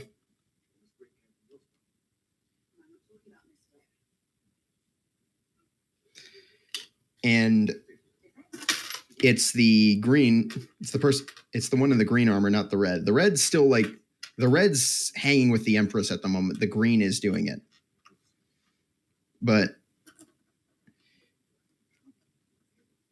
so yeah, do you all want to try dancing with the person you're guarding, or do you just want to awkwardly stand there? Oh God, I don't think Rainer knows how to dance. You can always improvise. It doesn't help that dance? Lisa's tugging you to go into the dancing form. Oh fuck. I guess I will. Roll a dexterity check. Thank God I'm good at dex. A performance. Thank God she got a nat 20. Oh, thank God. She takes the lead. 23. She still takes the lead, but I'm not making a fool of myself. You somehow managed to flawlessly do the tango? You don't know what you were starting with, but that's where it ended. The tango? You don't know. You somehow did it. And then it flows sort of... You do notice, though, that she is taking... Does that match the music? Surprisingly, yes. You notice there are those that are doing a slower dance. It seems... The beat, for some reason, seems to flux and almost match whatever dance you're doing. You're not sure why, but it almost seems that the music is perfectly in sync with whatever dance you two, whatever pace or whatever dance you two decide to take up, and it plays music accordingly. A little note though, Lisa's taking all the lead positions in the dances. So when it ends off with the tango, I'm the one dipped. Yeah, you're the one dipped. Which I'm pretty sure I weigh a lot more than her. And somehow she's still holding you. Yeah, this is... Oh, boy. She's sort of caught up in the moment, but then it comes up and you realize a bit of your chest is showing. A bit of the cleavage is showing. No, she does pull you up. No, she pulls you up, thankfully. And a nice shy walk back to whatever's, I guess. Yeah, it's a nice shy walk back up where the rest of the family is sort of segregated themselves with the rest of the Gold Lords. It seems there's sort of a there's sort of a natural separation that the two, mostly due to the fact that there's very little that the Gold Lords and the actual nobility have in common. It's more just like banding of interests.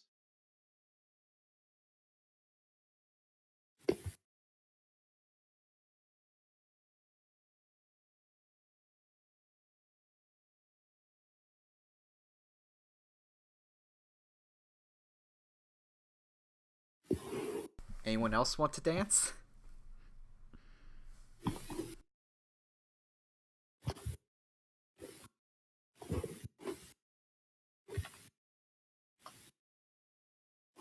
I rolled a performance of 21. Are you taking a Zayla to dance?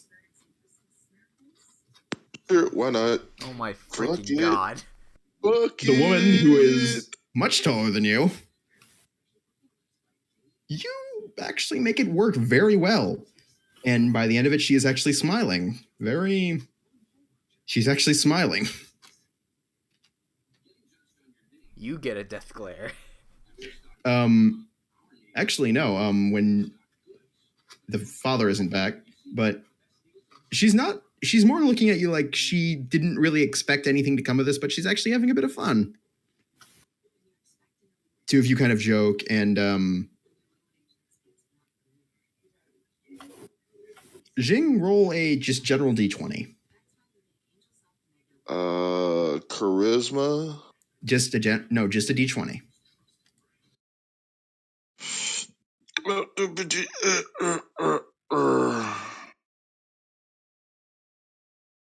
There's a button for that, you know. There is. What button is on the that? left of the screen. You see the arrow, it's under the the arrow ruler. and like the paintbrush. Yeah, for you guys it would be under the ruler. It's just like the dice symbol. There it is. Lucy comes running up to you, and well, that's nice. Following her is your sister. Oh god. Oh jeez. She saw you. Hi, Lucy. She's like beaming. Then you just hear this voice. Well, she certainly takes after you. Shit.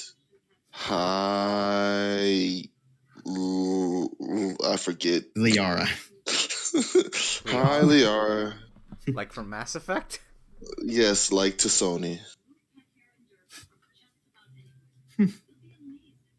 So many people with Would it L kill names. you to call me sister? Would it kill you not to bash me with your shield every time you see me? I don't have it on me, but she playfully puts her fist in an open hand. I could always make an exception. I'm good. I'm good. You should have told me you were visiting. I didn't know I was visiting. Kind of just got off being kidnapped here. And with that, she cocks an eyebrow, sort of surprised. They didn't tell you? All I know is that Mom seems particularly happy that you visited, which is why it's honestly interested to see you again. How'd you manage to get Mom to smile? And Lucy's just beaming in the middle. Yeah, Lucy's completely oblivious. I pick Lucy up. I don't know how. Oh. They think she was your daughter? Yeah, but they know now that she is my daughter, but not my daughter. Yeah.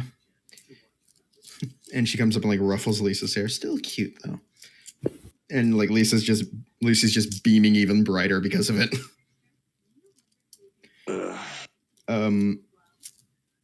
Yeah, no, we're not dealing with that yet. So not dealing with what yet? Well, Mom went to a meeting with most of the other nobility. Suppose we can let her discuss that with you sometime of the time. Well, wanted to find Lisa. Come on. And like Lucy, God, too many L names. I screwed myself with this. Lucy like hops down from your grip and like runs back over to Liara and sort of takes her hand, and the two walk back over to their own group. Oh, thank God she didn't have the shield. Zayla looks at you. Is that some sort of joke? Or... How close were they to the rest of us when that happened? They were about 4 feet. So everyone heard everything. Yep. Rainer, roll a d20. So I explained to 4. Zelia, have you ever seen somebody Lisa... been thrown across an entire football field? I'll let this play out and then I'll say what that happens. When the shield.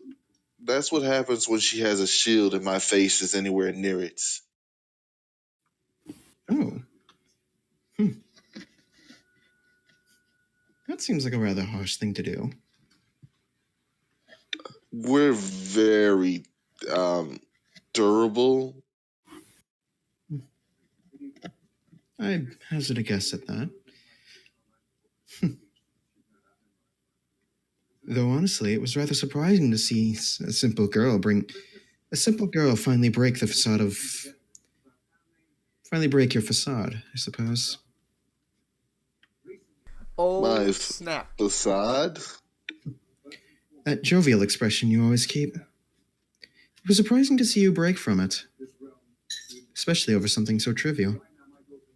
Though now that I know the full breadth of your memories with her, I suppose I can understand why.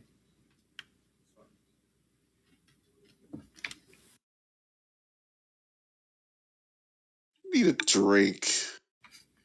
You get a drink. Okay, so Rainer and Lisa, you two both take your drinks. Oh no. I know Doesn't what that taste 20 weird. was for now.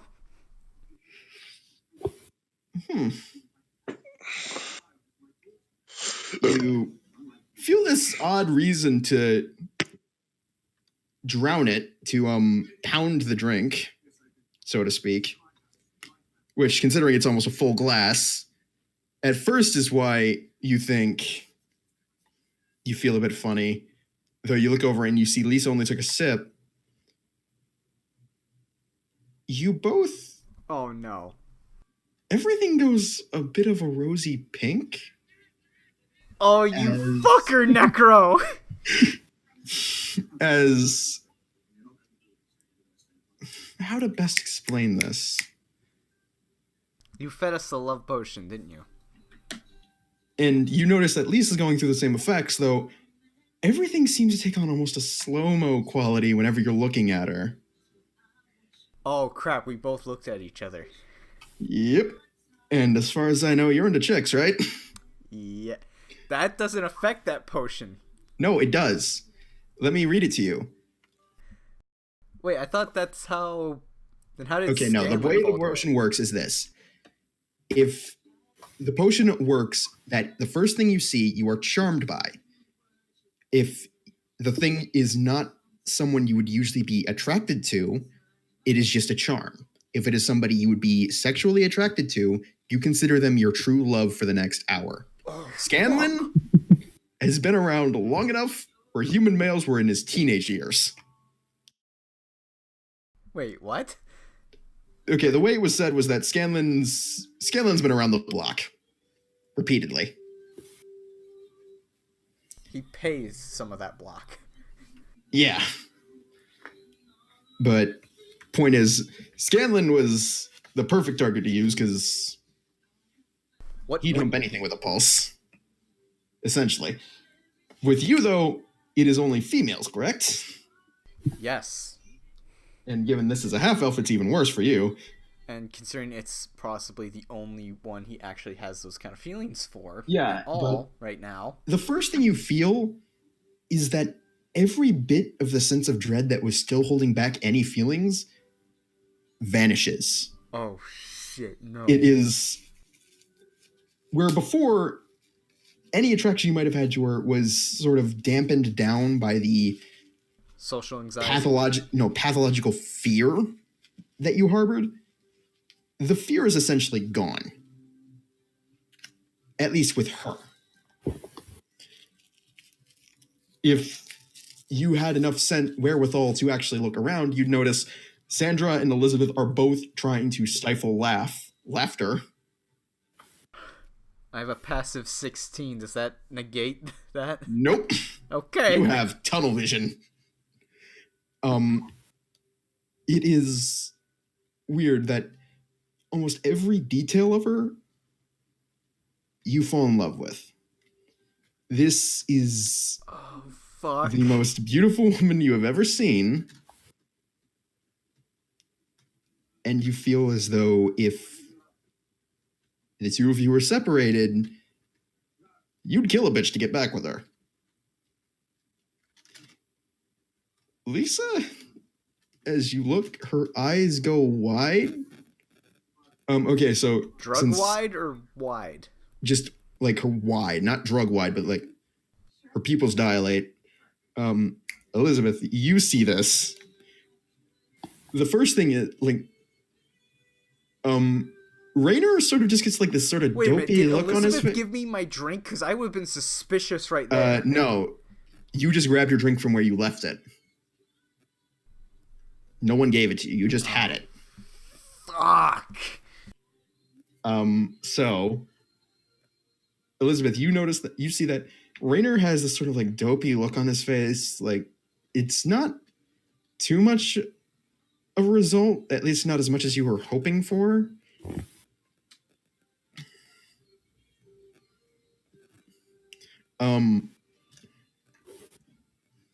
But Lisa, she makes more than makes up for the reaction for both of them. Damn, that girl thirsty. Shock to like that first spark again. Like you saw sort of her vision from when she first kissed Rainer back on the boat to this unbridled, I want to devour this boy. That is the progression of her. It goes from like sort of initial shock to like sort of fuzzy feeling to outright, I will devour this boy. Hey, do you want some water? What? Why? Damn, you're thirsty. Surprisingly, she still has a full drink, which she immediately downs again. Doesn't help. Elizabeth, you look over and Sandra just has a look of pure pride in her sister at the moment. Like she is about a few seconds away from slapping her on the ass and saying, "Go get him." That is the general look Sandra has. We're in the middle of the royal palace, for fuck's sake. And surprisingly, there's only about an hour of this left. There's about half an hour of this left before you guys head home. Oh, fuck! And little known fact, those were fortified. What? Wait, what do you mean by that? They last 4 hours. Oh! Yeah. So, that's not gonna matter, because the minute I get home, Reginald's gonna just throw me in my room. Yeah. So... Not if Elizabeth has anything to say about it. The rest of the night goes mostly uneventfully, except for the fact that if it weren't for clothes, what Rainer and Lisa are doing throughout the night would be considered extremely explicit. Essentially, bodily contact never breaks between you two. So we're just hugging and dancing, basically. If you're not you're like dancing, and if you're not dancing, you are literally like sitting on a bench and she's sitting on your lap.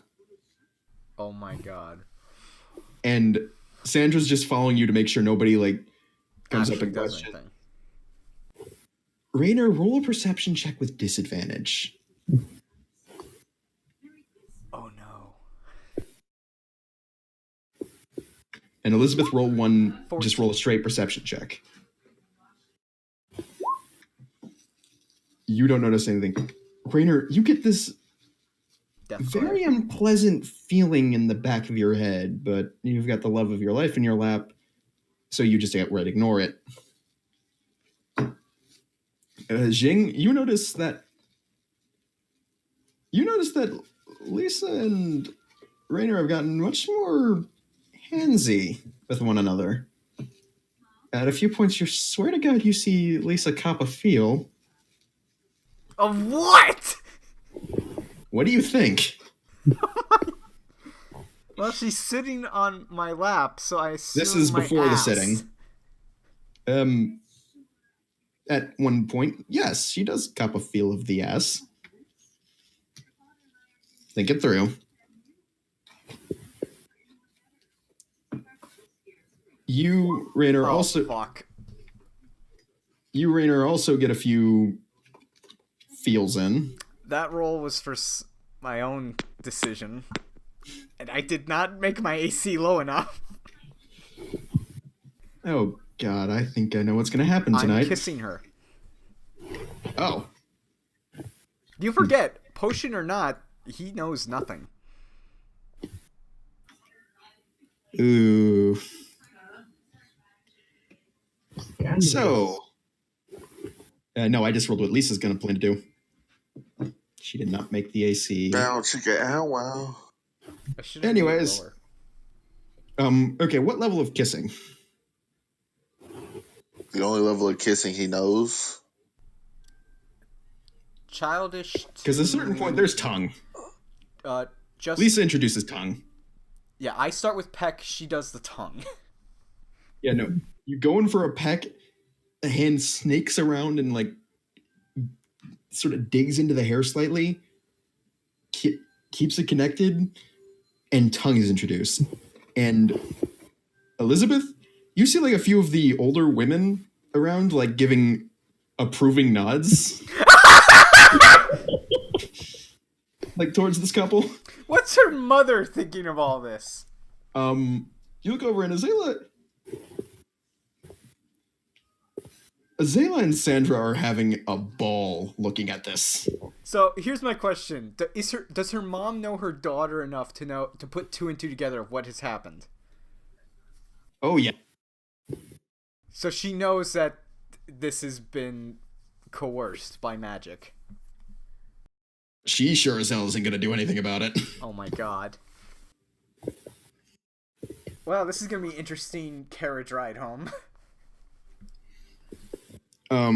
So yes, the night does eventually come to an end. People start leaving.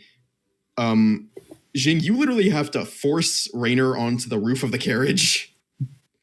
He was about ready to dive in. You didn't make us fight in the royal palace. Well, I had different plans. Rainer, you might get bludgeoned to death somewhere else. I might get bludgeoned to death tonight. But yeah, no, I made a roll at the beginning of the night and I rolled under, so no fighting in the royal palace. Yet. Keep in mind, I do intend for it to happen. Just not now. Later. As I store the severed head of a spy that I kept alive with a car battery in the pocket. What the fuck? But, anyways. Oh yeah, wait, if we're back in the carriage, what's her dad say about all this? Her dad is none the wiser. What? Explain. How is he none the wiser? He comes back into the scene. The dad got back while you guys were being loaded up separately, so he didn't see any of the groping. As far as he knows, Lisa had the time of her life and is just riding the high. Oh dear God. He knows of the attraction between you two, and he knows something might have happened. But given that my Tyrell is sort of a matriarchal society and it's expected the woman makes the first move. Are you fucking serious? Yeah. I didn't know that. There's a reason it's We have Empress. a queen. Yeah, that could just mean the king died a few generations back. England still has a queen. Considering the royal family has 3 older brothers. Hey, Yeah, no, nothing. yeah, no, you know nothing. But the father does. and he is completely fine with whatever happens. So long as it's consensual, he wants grandkids. Oh my fucking god. The mother wants grandkids. She's willing to go to more lengths to get them. So she's fine with the love potion. She bought them. Wait! What did you just say? Elizabeth, at a certain point, Sandra does tell you that don't worry about this. My mom, don't worry about this. And she like jabs a thumb at Azalea. She set this all up. She bought the potions? Yeah. So, you guys all get back. Reginald takes you by the arm. And, okay, there's 3 hours of this thing left. Wait, Reginald is taking me by the arm and I assume dragging me? And is throwing you into the room. You hear it. And you immediately feel this intense loneliness. Like, there's just a portion of you missing. Because you can't see Lisa. Did I see this happen? You notice there's a definite shift in attitude between these two? Or did you see him? Did I see old boy get taken off? Yeah, you saw him get dragged off. So I have a question. Did I ever establish that I could see the balcony from Lisa's room from my balcony? No. I think I asked that once. I never got an answer. Oh yes, there would be a balcony there. What the fuck is that? Your door's unlocked now. Oh my fucking god. Oh god, it's the Reginald chime of opening. wouldn't just be standing there?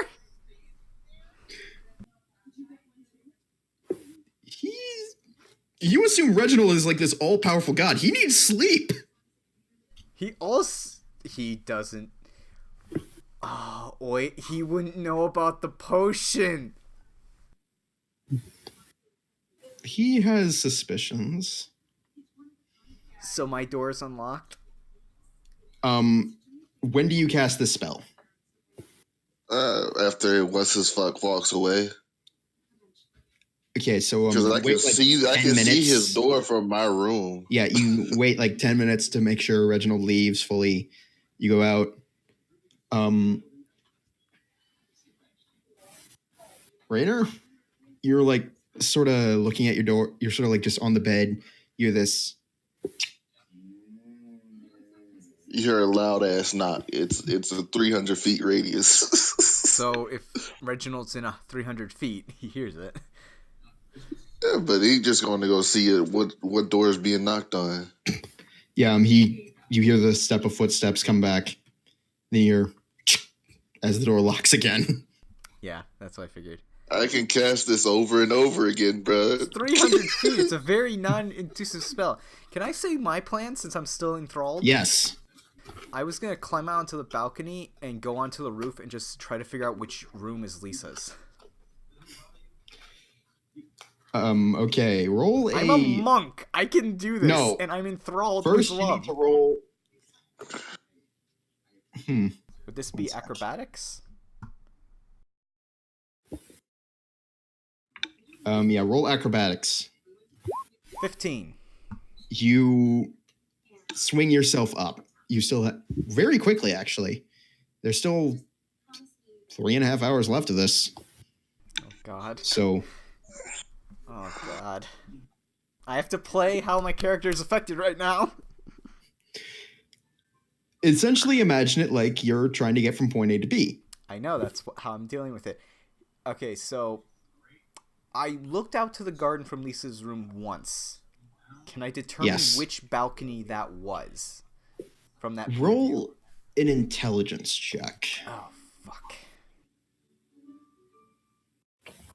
15. You think you got the right room. Oh, no. You can check. I will check to see if I got the right room. It's right next to yours. That doesn't seem right in my brain. It's one of the closest ones to you.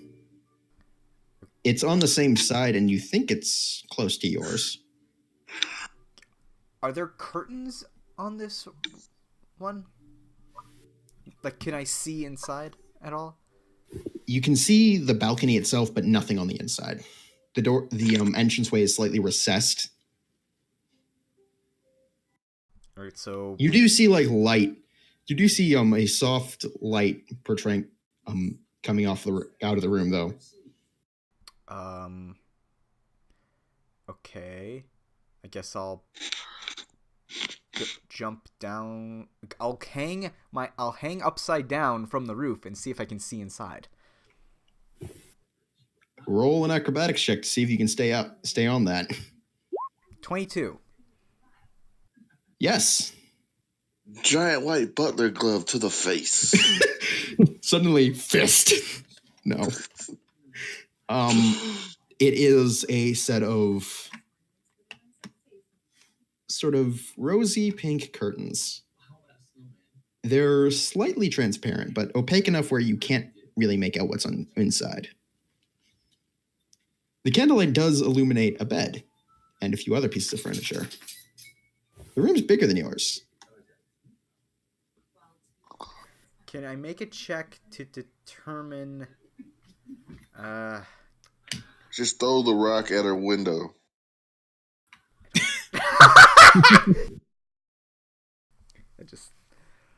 I was going to say, can I make a check of like the layout of the building?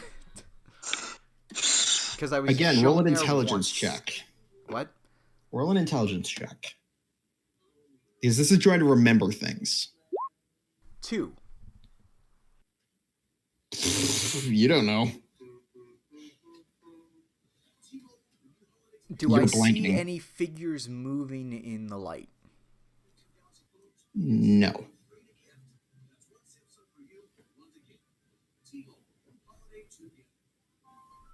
Lisa! I don't think these are soundproof. Rainer. Oh, fuck off. Really? Roll a d20 and add charisma. So charisma? Yeah. 13. You resist the siren's call. And it's not a spell. It's literally just... You resist the temptation to walk into the love of your life's room after she calls for you. What do you do? You're still just hanging there, by the way. I'm going to drop down. Wait, can I make a check to see if that was actually her voice? Yeah, because I'm having confusions. Roll intelligence check. God. Well, no. With the love potion, you'd automatically know that's her voice. Oh, really? Yeah. It heightens my sense to that. It heightens your senses when involved with her. Okay, good to know. I'm jumping. Remember, it is true love. So you were essentially obsessed with her. Oh, Jesus Christ. All right. So, stalker. Fuck Not in that way.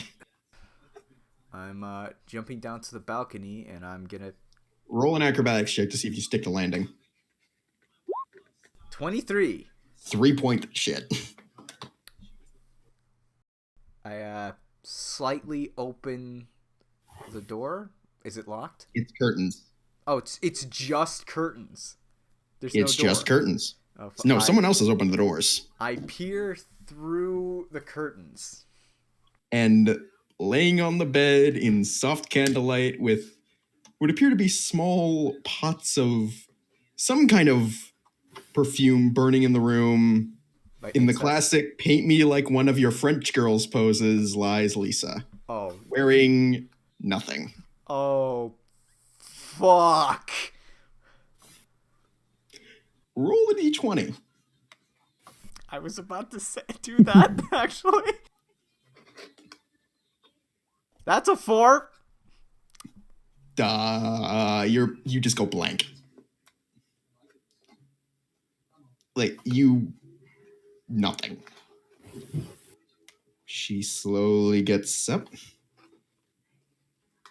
saunters over, grabs your hand, and leads you to the bed. She turns around and goes, locks the doors to the balcony, and pulls the curtains shut. Lock the door to her room? Yes. Oh, fuck. She also props a chair under the knob.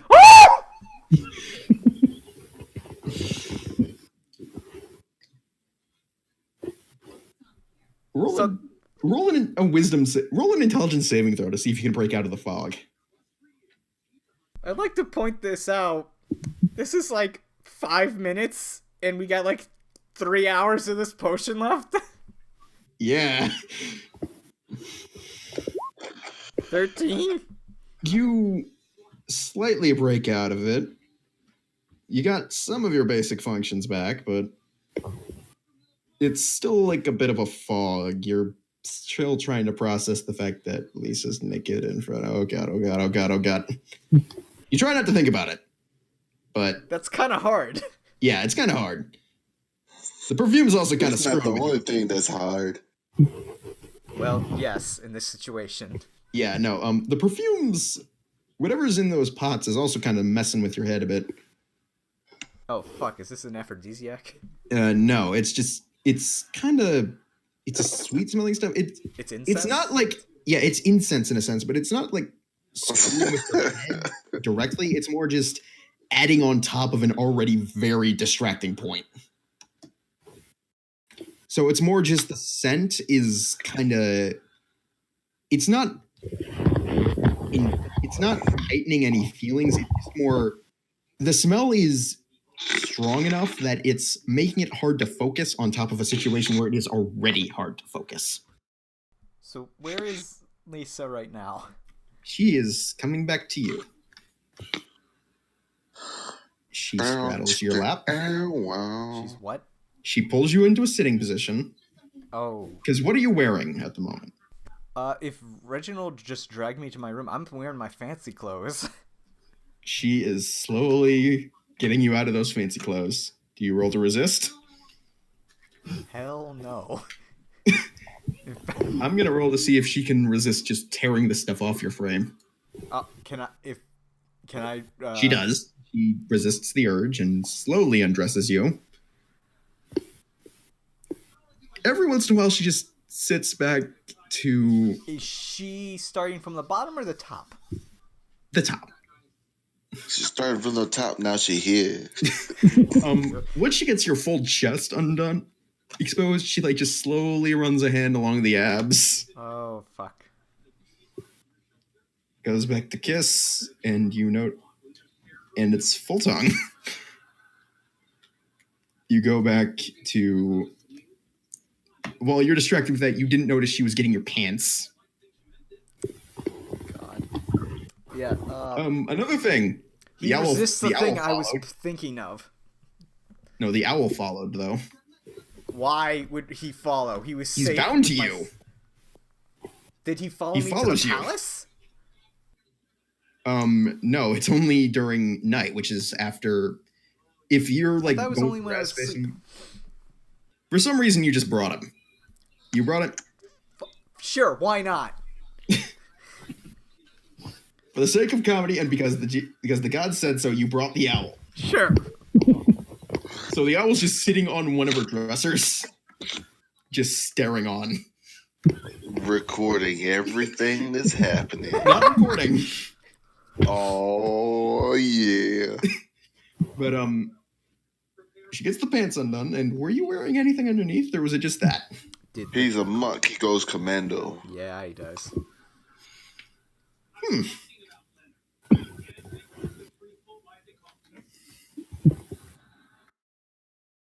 This is the god's role for you.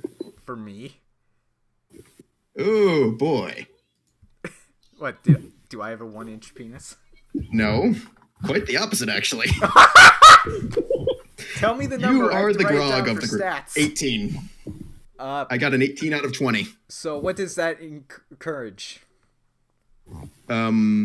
Essentially, if you're incredibly approaching grog's level of... at least proportionate to your species. So I am essentially hung like a horse. You are hung like a racehorse. Oh, God. And mark that down. What are we doing? I'm not doing nothing. I'm in my room. Actually, Sandra's listening. How? On the other side of the door. Oh my god. Did she Elizabeth, invite are you joining? It's obvious. She invited her. It's obvious. And surprisingly, Azalea's there too. The mom? Yeah, Elizabeth, she's like just cheering on, like, go, go, go. Like, there's a small people that you guys are looking through. Here's just a point of clarification. What happened to Lisa's friends after that week? Did they disappear? They went back to their own houses. Okay, good. Suddenly, they pop out of the closet. Oh, chicken. Oh, boy. But Charisma roll. her part off, and she's stunned for a second. How do you walk? 1 foot in front of the other. I would have accepted with confidence and pride. But yeah, that works. Has no concept of vibrato.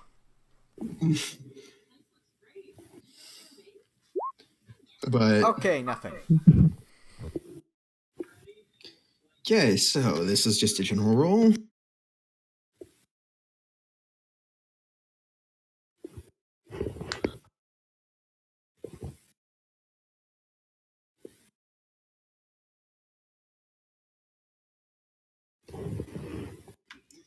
Is that good or bad? Let me see.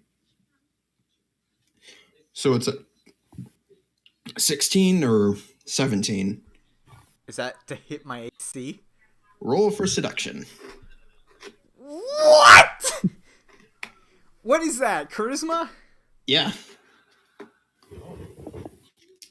Am I seducing or being seduced? You are being seduced. We're in Thralled Love Potion. I don't think that counts. 19. I'm doing the seducing here.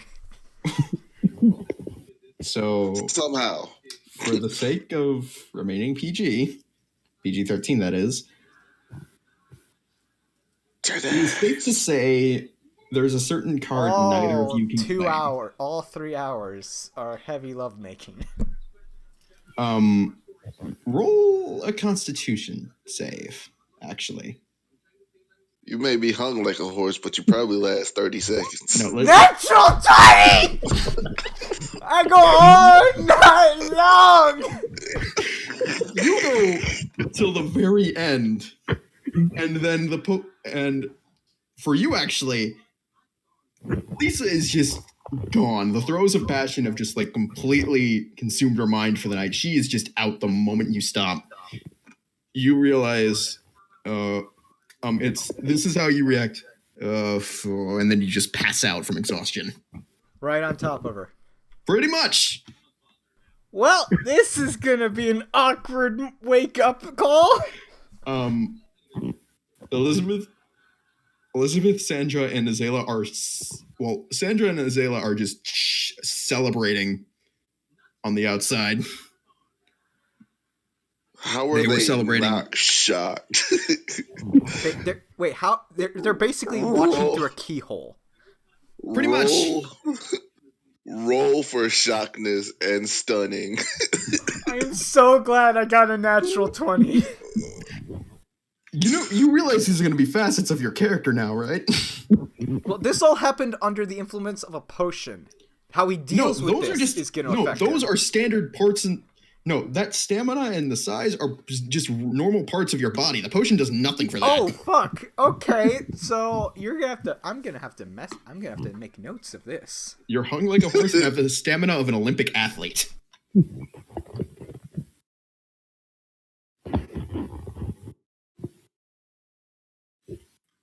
So the rest of you drift off to bed. Thankfully, the walls seem to have been padded. Azalea and Sandra eventually go off to bed. Elizabeth, do you as well? Yeah. Okay. I'm surprised Sandra didn't try to seduce Necro. Not yet. Take things slow. Not yet. One experience at a time.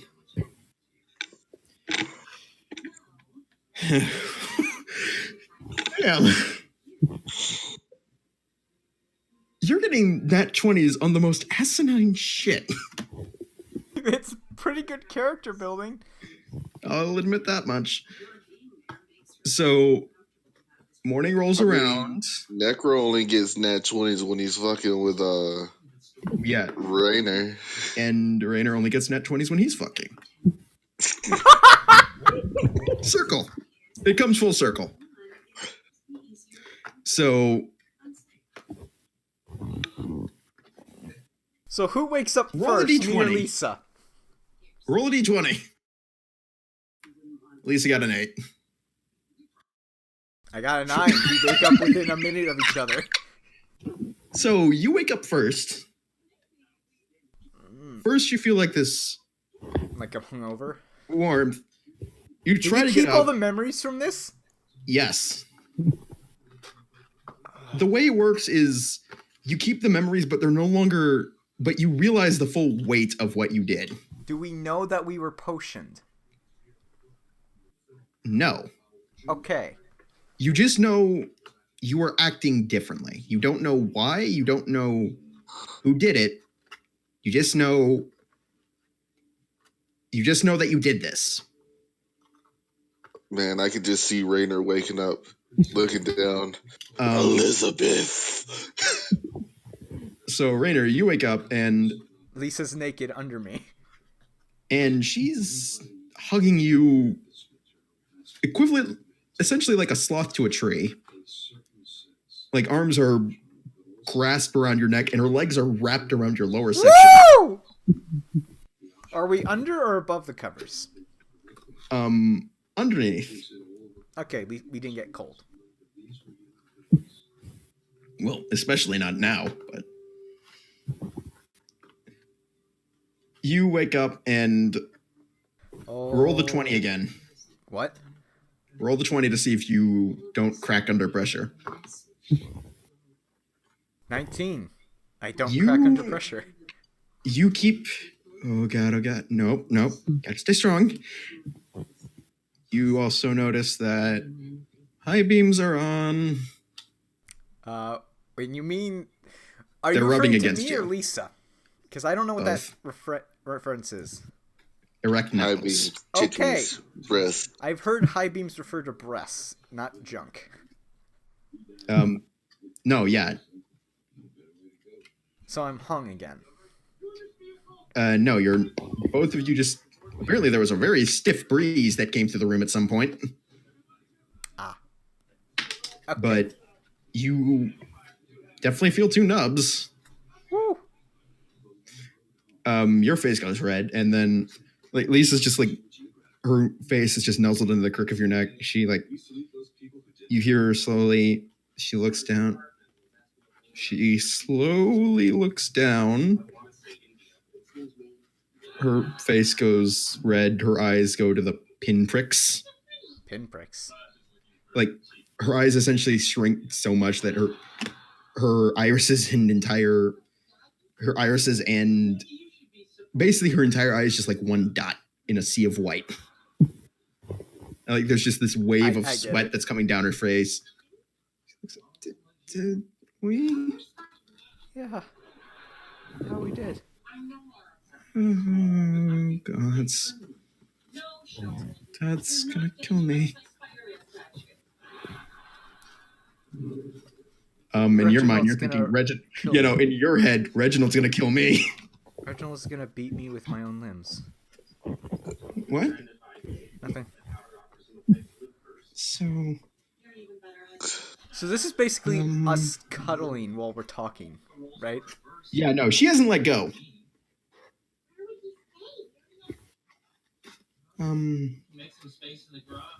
What was it good for you? That would be an understatement. And you see this slight smile comes back to her face. Good.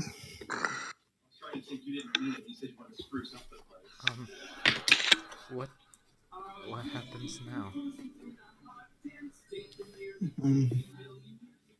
You go back to your room, and for now, we pretend this didn't happen. You suddenly hear a very loud as someone slams something into the door. Both of you jump. And I'm running towards the freaking windows. Butt naked? I didn't... Fuck, there was clothes! I tried to pick... Yes, butt naked. No, too scared to what might be behind this door. I have clothes in my room. And you notice Lisa just dives back under the cover. You guys awake? Was that Elizabeth or someone else? That was Elizabeth. Okay, good, because the windows were locked. I say nothing. Lisa says nothing. Elizabeth, you hear nothing. You have my great axe on me. You gonna cut down her door? I could go all Johnny. Since it's not Reginald, I'm getting dressed. I'll go call Reginald. Does she say that out loud? Do you? Yes, I do. I'm getting dressed and fucking running. Elizabeth, you notice Sandra's comes up behind you.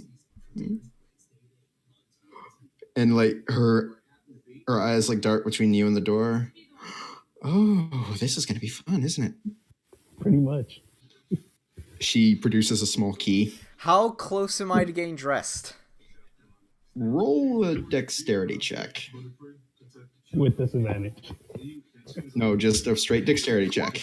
Natural 20. It's almost like you just throw the clothes on top of you and they just like. Why couldn't Rave get this luck?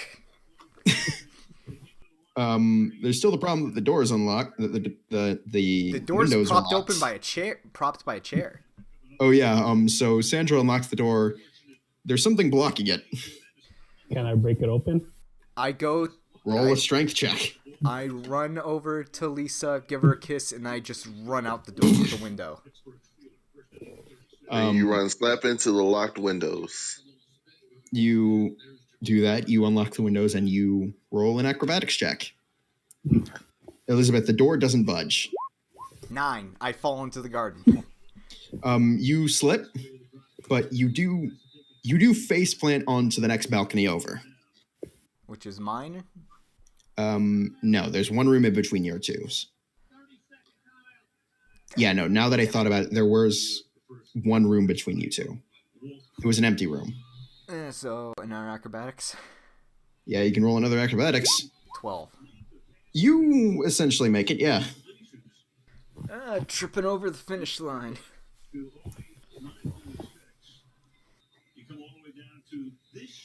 So you think. Do you get into your room? Oh, the way you say that just scares the shit out of me. Yes. You do hear as you think you hear a door a few over be slammed open by something. Elizabeth, you enter the room and Rainer's gone. But Lisa's clothes are scattered on the ground and the incense pots are still giving off a slight waft. She's like holding the covers up, like fearful around her neck. I'm not decent.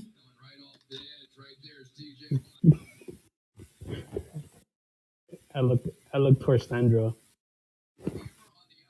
What she experienced?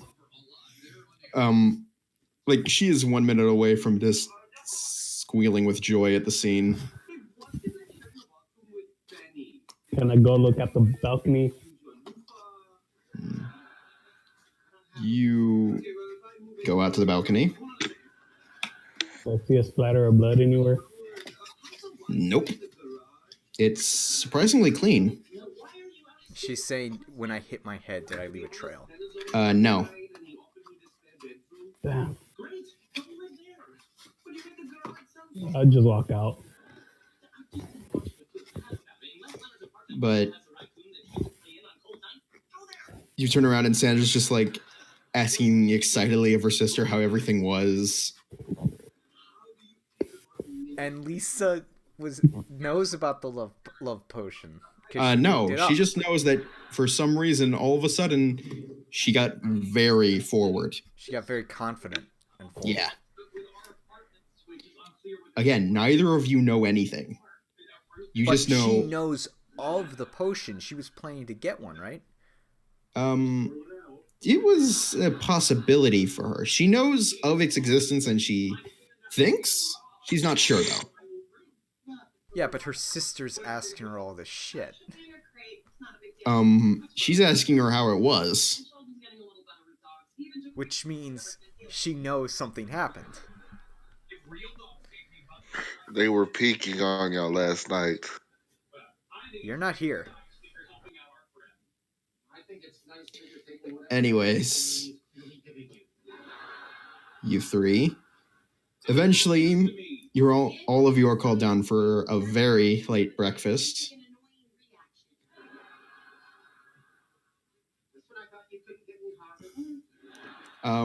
Rainer, where do you sit down? It's like a small round table that's been set up for you guys.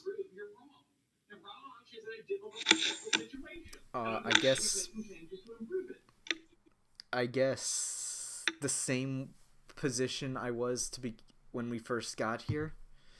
So as far away from Lisa as possible. No, I was in between Lisa. Lisa, her sister, was in between me and Lisa. That's how it was. And I was next to Elizabeth, I think. The thing is, instead of Elizabeth being on the other side, it's the mother. Oh, fuck. Sandra's like got both elbows on the desk, her head like cocked on one fist. She's just looking at you with like a knowing grin. Motherfucker, I'm sandwiched in between them. Yep. Lisa's on the other side, on opposite side of the table, just like looking very downcast. Like, I betrayed him. Oh no. They're gonna kill him.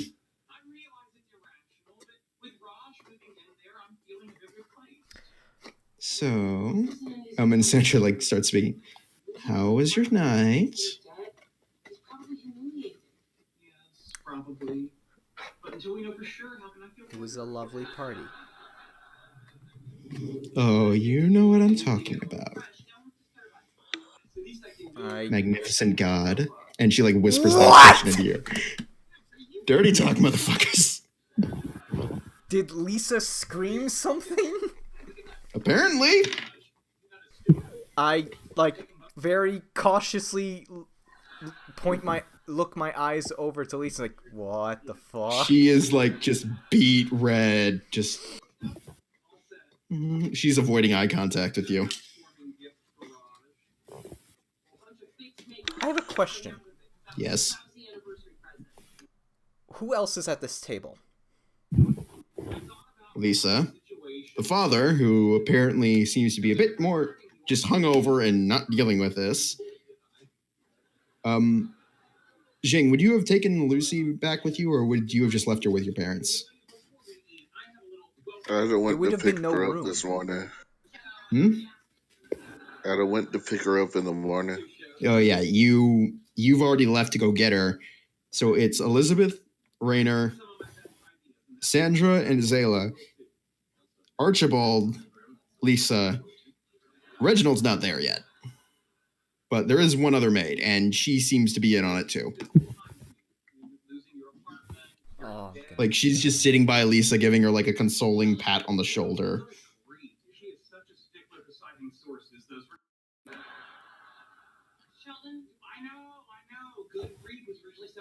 But Reginald, so during the conversation, Reginald which basically proceeds of her poking fun at certain things that might have been said in the throes of passion by both you and Lisa. Oh God! Reginald walks in. I'm not making a list of this, goddammit. You've made me write down a lot of things for you. This is not one of them. You were the one that couldn't keep it in your pants. Hey, this is 100% set up by you. Don't give me that shit. The minute that you gave us that potion, this is the only outcome. Moving on. Anyways, Reginald walks in. He sits down. And then I get with the small plate of food. Fuck face. Like, you just immediately go white. Yes, white as a ghost. Reginald, like, is eating and generally just seems to, like, have... I'm too tired. He looks up. He looks at Lisa, who's beet red. He looks over to you with the two women flanking you with the knowing glares. The look, he, like, shifts glances from Lisa. Rainer. Lisa. Is he gonna flip the table? The gaze stays on Lisa for a few seconds. Light bulb. Longer than usually. Ding! And you swear you hear the roar of some large predatory cat in the distance. As the gaze narrows and a little red glint in one of his eyes. Oh my god. Did you magically fly away from the table? Nobody touched you. He's just that fast. So, I'm assuming... Am I to hazard a guess that the night was lively? Oh, you don't even know the half of it. I am very hopeful that I do not. Miss Sandra, we will need to have a talk. Okay.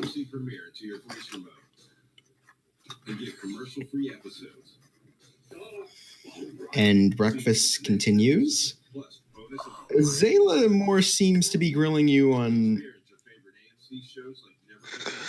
preferences for wedding arrangements. Oh my god! And she seems to be more giving, like... Wedding is? Yes, there were wedding-like ceremonies, and after a few questions that mostly match up with your clan's traditions, you get the general gist of what she's talking about.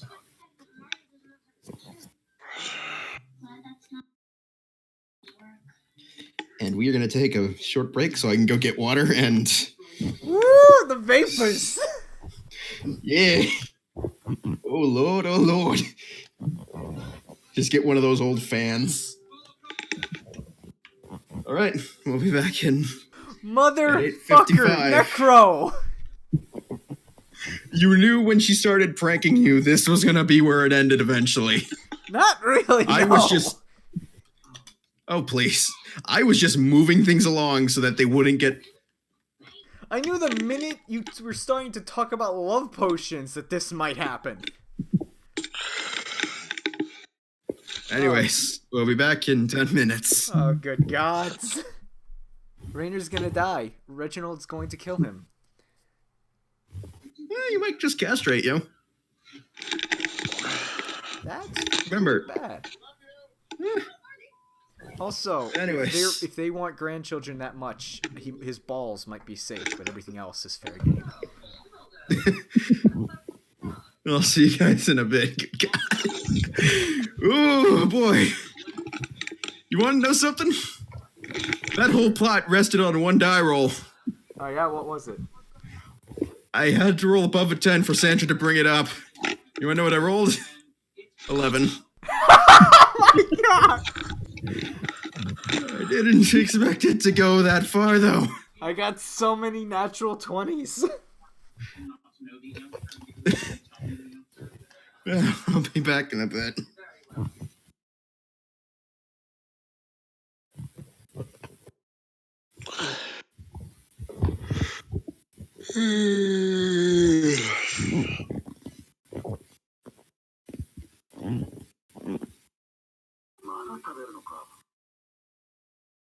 No, señor.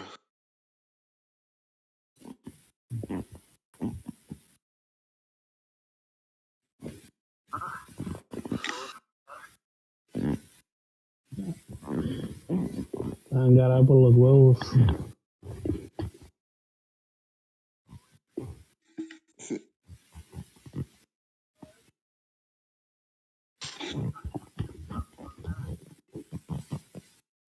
We've given up the whole grind for XP for fuckery. I know, right?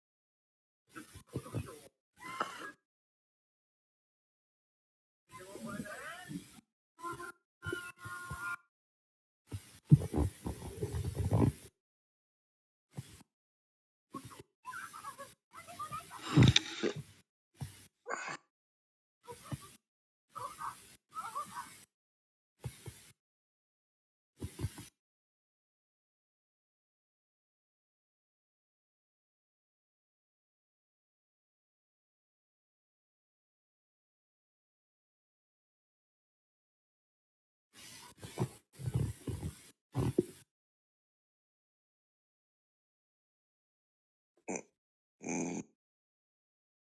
I'm back.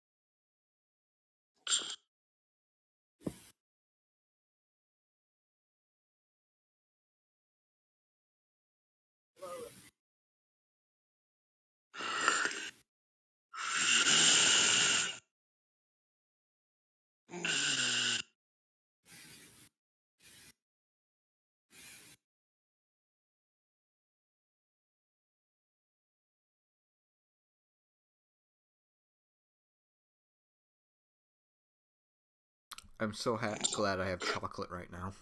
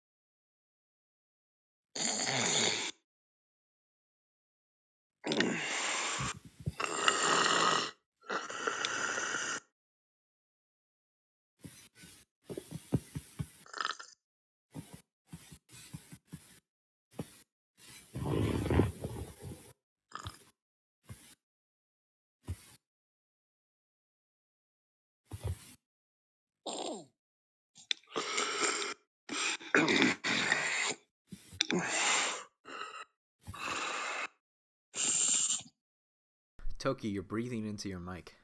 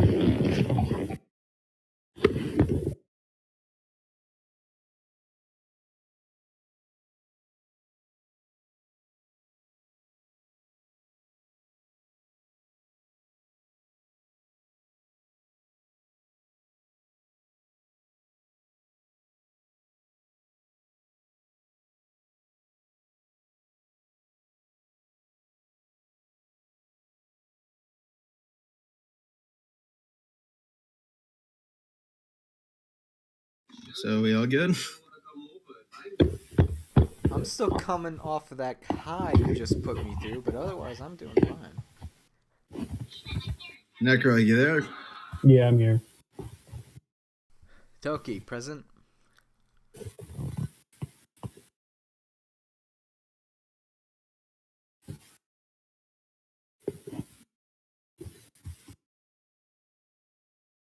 Toki.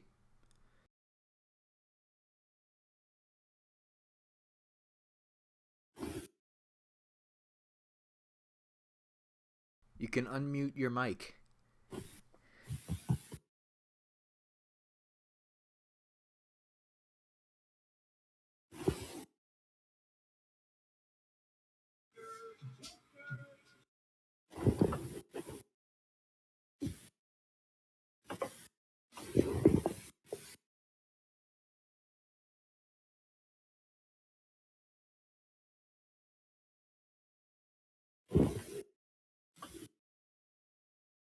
Hello?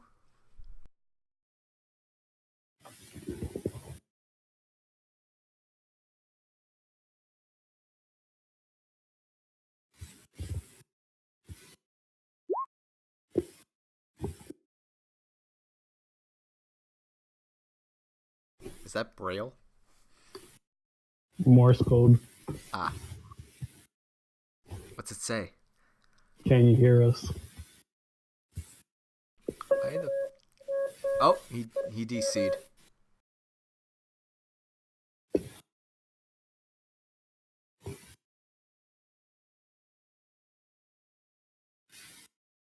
His internet might be acting up.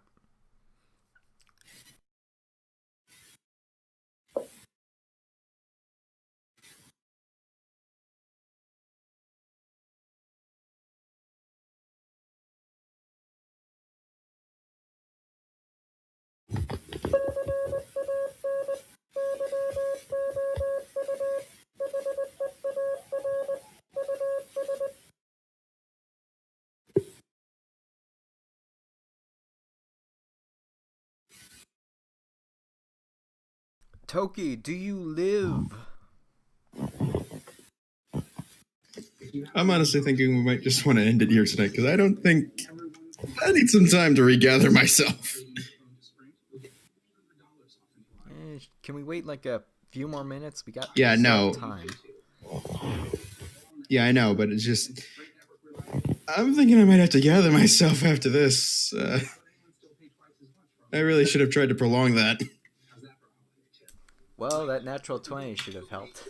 It did.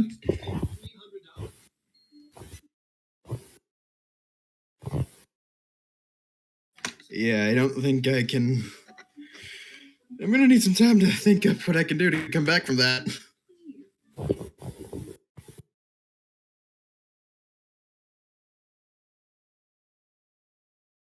It's so weird. He's still shown in Discord. Mm. If it was his internet, he'd be gone. Does he use his phone for Discord?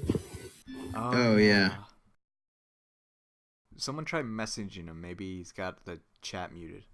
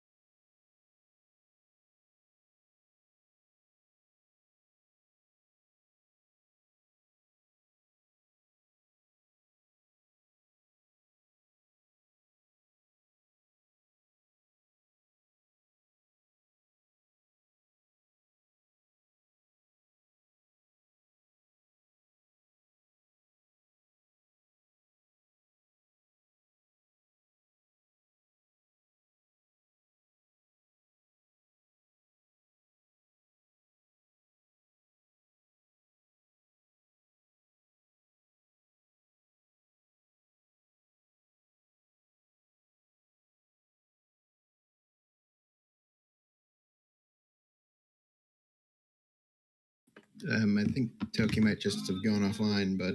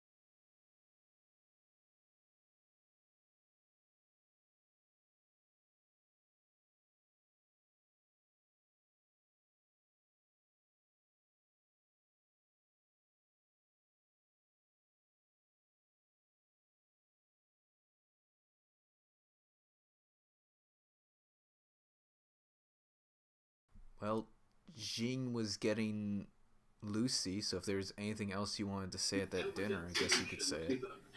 Or breakfast. Not really, nothing, but I'm gonna say let's call it a night there for now. Alright. I think that's probably the point where the session would end. We'll enter the more in-depth morning after talks next week. Yeah. If Toki comes back around, I'll stay on and tell him. Night, guys. All right.